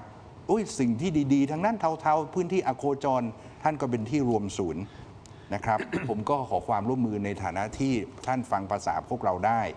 นะครับเราแลกเปลี่ยนวัฒนธรรมกันนะอะไรที่ไม่ดีก็ลดละเลิกซะนะครับอย่างน้อยๆอ่ะเราก็ยอมรับอ่ะว่าโอเคถ้าท่านนี้ถ้าเขาทำผิดเขาก็ต้องรับโทษของเขาถูกต้องไหมฮะมันเป็นเรื่องเฉพาะคนแล้วเราก็ไม่ได้ไปบิดเบือนแล้วพยายามที่จะมาทำให้มันดูดีมันไม่เหมือนตระกูลหุ่นเป็นทุกคนเป็นทั้งตระกูลนั่นไงเพราะฉะนั้นฮะแล้วบางคนก็ถามว่าไปให้ค่าทำไมกับพวกคนมีเน็ตของชาวกัมพูชาเอาข่าวมาออกทำไมผมถึงเบลอหน้าแล้วไม่บอกชื่อไม่พูดอะไรเลยเบลอหน้าไม่ต้องให้รู้ว่าเป็นใครเพียงแต่ว่าให้คุณผู้ชมได้รู้ว่ามันมีแบบเนี้ยที่เขากำลังบิดเบือนแล้วก็ใส่ร้ายประเทศไทยให้คนกัมพูชากันเองได้เห็นและให้มีความเกลียดชังเรามากยิ่งขึ้นแต่ทำไมผมถึงทำเพราะผมเชื่อว่าไอ้คลิปของเราที่เราทำอยู่ตอนเนี้ยมันเข้าถึงแล้วเพราะซิงเกิลเกตเวย์มันค่อยๆพังทลายไปแล้วมันจะเข้าถึงกัมพูชาเข้าถึงประชาชนที่โดนปิดหูปิดตาหลับมาเป็นเวลานานว่าตระกูลฮุนเป็นยังไงเขาไม่เคยรู้มาก่อนเขาเข้าใจว่าฮุนนี่คือเป็นพระเจ้าถูกต้องไหมฮะถึงแม้จะอยู่ยากลำบากยังไงก็แล้วแต่เนี่ยเขาก็ต้องยอมรับสภาพนั้นโดยที่ไม่รู้เลยว่าโลกข้างนอกนี่คือมันโอ้โหมันศิวิไลแบบขนาดไหนเพราะฉะนั้นเนี่ยเรากำลังจะเอาข่าวแบบเนี้ยเข้าไปเยอะๆเราถึงทำเพื่อที่จะเอาเข้าไปอย่างน้อยก็แทรกเข้าไปดิจิทัลแทรกเข้าไปในบ้านเขาผมเชื่อว่าต้องมีชาวกัมพูชา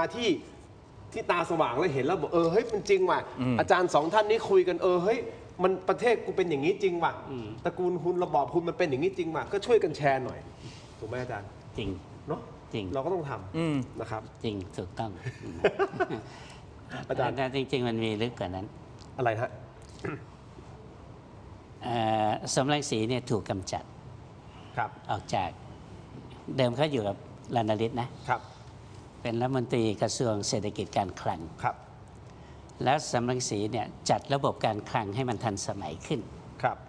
นะครับคือสมัยฮุนเซนเป็นนายกในระบอบที่มีเวียดนามแบ็กอยู่ข้างหลังโดยสหภาพโซเวียตด้วยเนี่ยนะฮะระบบการคลังเขาจะแยกระหว่างคลังของรัฐบาลกลางกับคลังของแต่ละจังหวัด แล้วก็จังหวัดก็จะมีหน้าที่ในการส่งรายได้ที่เก็บได้ 30% ให้กับคลังส่วนกลางนะฮะนั่นคือระบอบที่ยังไม่เปลี่ยนแปลงแต่หลังเลือกตั้งปี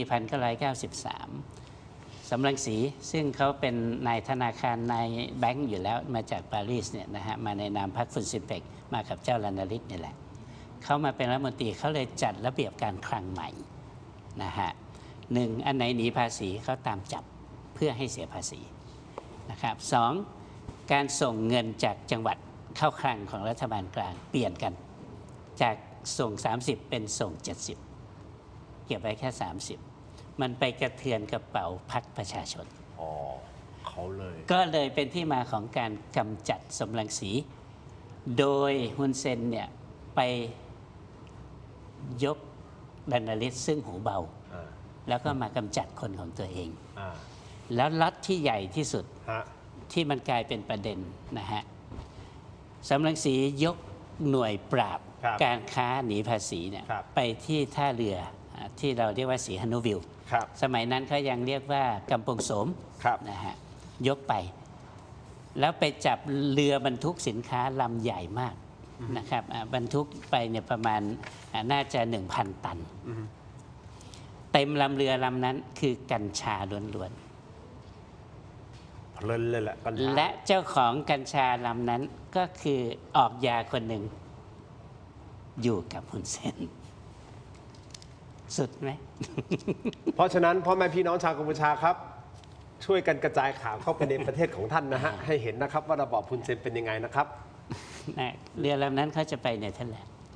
เพราะเนเธอร์แลนด์เนี่ยเขาสูบได้ ใช่ครับ นะครับยังไงก็ช่วยประชาสัมพันธ์กันด้วยนะครับ แล้วก็เรื่องของสาวการบินไทย ใช่ครับ เรายอมรับครับว่าเขานำเข้าอ่ะส่วนเขาจะรู้หรือผิดถูกอะไรไง ก็ว่ากันไปตามกระบวนการครับ ไม่มีบิดฮะวันนี้ขอบคุณอาจารย์ครับ ขอบคุณครับ นะครับอาจารย์ธงวิทย์ครับ ครับ ขอบคุณครับ ขอบคุณนะครับเม็ดอมซิงค์พลัสผลิตภัณฑ์ไมบาซินจากเกรเตอร์ฟาร์มามี 3 สูตรที่มีคุณประโยชน์จากวิตามินหลากหลายชนิดนะครับเม็ดอมซิงค์พลัสวิตามินซีและโคคิวเทนกลิ่นองุ่นมะนาวเม็ดอมซิงค์พลัสกลูทีและบิวเบอรี่กลิ่นแบล็คเคอร์เรนต์เม็ดอมซิงค์พลัสเบต้ากลูแคนกลิ่นสตรอเบอรี่นะครับซึ่งมีส่วนช่วยในการทำหน้าที่ของระบบภูมิคุ้มกันและกระบวนการต่อต้านอนุมูลอิสระถ้าเจ็บคอไอหรืออยากเสริมภูมิคุ้มกันเลือกไมบาซินจากเกรเตอร์ฟาร์มาหาซื้อได้ที่ร้านสะดวกซื้อซุปเปอร์มาร์เก็ตและร้านขายยาทั่วประเทศไมบาซินจากเกรเตอร์ฟาร์มาก้าวสู่60 ปีอย่างมั่นคงและยั่งยืนครับขอบคุณไมบาซินที่อยู่เคียงข้างถกไม่เถียงนะครับขอบคุณมากๆนะครับไมบาซินครับจากเกรเตอร์ฟาร์มานะครับต่อกันที่ยาดมสมุนไพรตรามังกรทองจากอ้วยอันโอสถนะครับมอบให้ท่านละ1 แพ็คนะครับแต่ขออนุญาตแนะนำนะครับยาน้ำแก้ร้อนในเขากุยจากอ้วยอันโอสถนะครับบรรเทาไข้ตัวร้อนทานได้ทั้งเด็กและผู้ใหญ่นะครับมีจำหน่ายตามร้านขายยาทั่วประเทศอ่านคำเตือนในฉลากและเอกสารกำกับผลิตภัณฑ์ก่อนใช้นะครับนี่คือยาน้ำแก้ร้อนในเขากุยจากอ้วยอันโอสถครับขอบคุณมากๆนะครับที่อยู่เคียงข้างถกไม่เถียงนะครับขอบคุณมากๆเลยนะครับต่อกันที่ผงปรุงรสรสหนึ่งนะครับคุณผู้ชมครับมีให้เลือกหลากหลายรสชาติปรุงอร่อยแน่รสหนึ่งนะครับไม่ว่าจะเป็นรสไก่รสหมูรสเนื้อต้มผัดแกงทอดยำหอมอร่อยได้ทันใจต้องรสหนึ่ง No. 1นะครับคุณผู้ชมครับปรุงอร่อยแน่รสหนึ่งนะครับโปรโมชั่นพิเศษนะครับ1 แถม 1และโปรโมชั่นสุดคุ้มอีกมากมายหาซื้อได้แล้ววันนี้ที่ Shopee Lazada TikTok Gourmet Market ฟู้ดแลนด์และซูเปอร์มาร์เก็ตทั่วไปปรุงอร่อยแน่รสหนึ่งนะครับขอบคุณมากๆนะครับรสหนึ่งที่อยู่เคียงข้างทกไม่เถียงผงปรุงรสรสหนึ่งครับนี่คิวขอบคุณมากครับมอบให้ทั้งสองท่านอันนี้ใช่ไหมถูกต้องไหมนี่นะครับขอบคุณมากๆนะครับเติมความเข้มเต็มรสกาแฟด้วยกาแฟบัดดี้ดีนเอ็กซ์ตร้าเบนนะครับกาแฟดำคั่วสุดเข้มสูตรเข้มข้นหอมอร่อยเข้มสะใจชงดำก็อร่อยเติมนมก็อร่อยลงตัวนะครับทดลองบัดดี้ดีนเอ็กซ์ตร้าเบนหอมเข้มขมไม่เปรี้ยวในราคาคุ้มค่าเพียง129 บาทได้มากถึง165 กรัมนะครับสุดคุ้มขนาดนี้ลองได้แล้ววันนี้ที่ 7-Eleven ทั่วประเทศนะครับบัดดี้ดีนอร่อยเข้มไม่เปรี้ยวเต็มรสกาแฟขอบคุณมากๆนะครับบัดดี้ดีนที่อยู่เคียงข้างถกไม่เถียงนะครับนี่นะครับขอบคุณมากๆครับบัดดี้ดีนมอบให้กับแขกรับเชิญของเราท่านละ1 ซองนะครับขอบคุณมากๆครับต่อกันที่เพราะห้องน้ำที่ดีนะครับสะท้อนถึงภาพลักษณ์และรสนิยมที่ดีนะครับคุณผู้ชมครับแอปซิโรโนนะครับผลิตภัณฑ์ดับกลิ่นโถปัสสาวะชายที่จะเปลี่ยนห้องน้ำของคุณให้หอมสะอาดมีระดับเหมาะอย่างยิ่งสำหรับโรงแรมร้านอาหารและทุกครัวเรือนนะครับมีให้เลือกใช้งานแบบทั้งแผ่นชีทแบบก้อนและแบบแขวนสำหรับสุภาพสตรีนะครับสร้างความประทับใจด้วยความสะอาดและกลิ่นหอมเลือกกลิ่นที่ดีกว่าให้กับห้องน้ำนะครับด้วยแอปซิโรโนหาซื้อได้แล้ววันนี้ที่ Shopee Lazada TikTok และthailandpostmart.com นะครับร้าน Thai Detergent Shop นะครับเข้าไปเลยฮะ thailandpostmart.com แอปซิโรโนนะครับของดีนะฮะคุณผู้ชมครับมอบให้แขกรับเชิญของเราท่านละ2 ซองนะครับขอบคุณมากๆนะครับแอปซิโรโนนะฮะอาจารย์ ขอบคุณครับ อาจารย์ทรงฤทธิ์ด้วยนะครับขอบคุณมากๆครับ อย่างนี้ผมมีอีกหนึ่งโครงการที่อยากจะประชาสัมพันธ์และผมอยากจะให้คุณผู้ชมไปจริงๆผมพูดอย่างนี้เลยนะครับใครกำลังมองหารถใหม่ป้ายแดง หรือรถมือ 2 คุณภาพเยี่ยมนะครับคุณผู้ชมครับห้ามพลาดนะฮะนี่คืองาน Fast Auto Show 2026 นะครับมาพร้อมคอนเซปต์ดีลแรงจัดเต็มทั้งงาน อยากได้รถใหม่หรือมือ 2 จัดให้ครบจบในงานเดียว งานนี้มีครบตั้งแต่รถน้ำมันไปจนถึงรถไฟฟ้ารถมือ 1 จนถึงรถมือ 2 ใครอยากขายรถก็มีจุดประเมินราคาให้ฟรีเลยนะฮะพิเศษสุดครับซื้อรถในงานลุ้นเก้าอี้นวดไฟฟ้านะฮะ A-Maxis ใช่ไหมมูลค่า 279,000 บาทนะครับและมีกิจกรรมสนุกอีกมากมาย พร้อมของรางวัลแจกฟรีทุกวัน งานนี้ผมบอกได้เลยฮะไปชมครับเข้าชมฟรีครับตั้งแต่วันที่ 1 ถึงวันที่ 5 กรกฎาคมนี้ที่ไบเทคบางนา 1 ถึง 5 กรกฎาคมนี้ก็คือวันพรุ่งนี้เริ่มต้นนะครับไปเลยฮะอันนี้คือฟรีแล้วครับไปฮะนี่คืองาน Fast Auto Show 2026 นะครับถ้าใครรู้จักอยู่ในวงการรถจะได้ยินชื่ออาจารย์พัฒนเดชอาสาสัพพกิจนัดเดชนะฮะซึ่งอาจารย์พัฒนเดชเป็นคนจัดงานนี้นะครับคุณผู้ชมครับแล้วก็พี่บอมนะฮะลูกชายของอาจารย์พัฒนเดชด้วยนะครับไปได้เลยฮะอันนี้รับประกันฮะของดีไปเยี่ยมชมกันหน่อยนะครับนี่คือ Fast นะฮะ Auto Show นะครับขอบคุณมากๆเลยนะครับวันที่ 1 ถึงวันที่ 5 นะกรกฎาคมไบเทคบางนาไปชมฟรีหรือใครอยากขายรถอาจารย์อยากขายรถไหมอยากขายรถไหม เดี๋ยวไปดูรถนะครับ เอารถไปเราขับไป ได้ครับ แล้วเขาประเมินฟรีว่าคันนี้ขายได้เท่าไหร่แล้วก็ลองดูว่ารถคันใหม่เป็นยังไง ครับ น่าสนใจเดี๋ยวผมจะแวะไปดูผมจะไปพรุ่งนี้มั้งถ้าผมจำไม่ผมไปพรุ่งนี้ผมไปดูพรุ่งนี้นะครับติดตามกันนะครับขอบคุณมากๆเลยครับมีอะไรค้างคาใจอะไรไหมคุณผู้ชมค้างคาใจอะไรไหมตอนนี้ ผมว่าผมจบนะไม่ค้างคาใจแล้วนะก็คงฮะจูค้างคาอะไรคุณค้างอะไรฮะ เอาละคงต้องติดตามสถานการณ์อย่างใกล้ชิดต่อไปนะครับไม่ประมาท ครับ ใช่ไหมอาจารย์ ถูกต้องครับ ไม่ประมาท แต่ในเวลาเดียวกัน เราก็ต้องมีจุดยืนที่ชัดเจนและมั่นคง ด่านยังไงก็ไม่เปิด ก็ทุกสิ่งทุกอย่างอยู่ในสายตากองทัพไทยอยู่แล้ว จงมั่นใจ มั่นใจใช่ไหมอาจารย์ มั่นใจครับคุณเซนคุณมาเน็ตยังอยู่ก็ไม่เปิดนะครับ อยากเปิดก็คิดแล้วกันว่า2 คนนี้จะควรจะทำยังไงต่อไป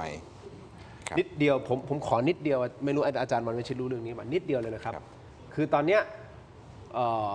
เรามีเครื่องที่จะจับดักโดรนถูกต้องไหมฮะ ครับ ไอ้โดรนพิฆาตโดรนเข้ามาเนี่ยเรามีเครื่องดักใช่ไหมครับ ครับ ผมมีข่าวนะครับผมขอไม่พูดว่าแหล่งข่าวจากไหนนะมันเหมือนแบบว่าไ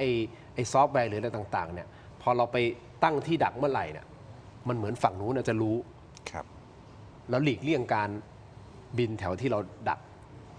แล้วก็ไปที่อื่นเรื่อยๆเพราะว่ามันไม่ใช่ที่เราผลิตเองจริงเท็จแค่ไหนฮะอาจารย์พอทราบข้อนี้ไหม คือเราผลิตของเราแต่แน่นอนเขาผลิตเองไม่ได้ เราทำของเราเองด้วย เพียงแต่ว่าจำนวนเนี่ยจะต้องมีให้มากเพียงพอในตามจุดต่างๆ เรารู้ว่าเขาใช้โดรนสัญชาติไหน เราจะไม่ใช้โดรนในสัญชาติเพื่อแคชในสัญญาณเดียวกัน เราคิดที่เขาไม่สามารถประมวลข้อมูลหรือโคดดิ้งถอดโค้ดของเราได้ อย่าพูดเยอะ ไม่อยากพูดเยอะฮะ โอเค ครับ ขู่เฉยๆก็พอ แค่ขู่ก็พอ พอดีผมแค่สงสัยเฉยๆนะครับ ครับ เราไม่ได้เพียงพำไม่ได้อะไรใช่ไหมฮะ ก็เราใช้ทั้งคนและเทคโนโลยีไปด้วยกันนะครับ ครับ จัดกันต่อไปอาจารย์ ครับ โอเคฮะโอเคไหมฮะ ก็บอกให้อย่าตื่นตระหนก แต่ให้ตระหนัก ถูกต้องครับ โอเคครับ วันนี้ขอบคุณอาจารย์ทั้ง 2 ท่านมากนะครับขอบคุณมากครับขอบคุณครับ ยินดีครับ ขอบคุณคุณผู้ชมที่ติดตามนะครับนี่คือถมวิทยาลาไปก่อนครับสวัสดีครับ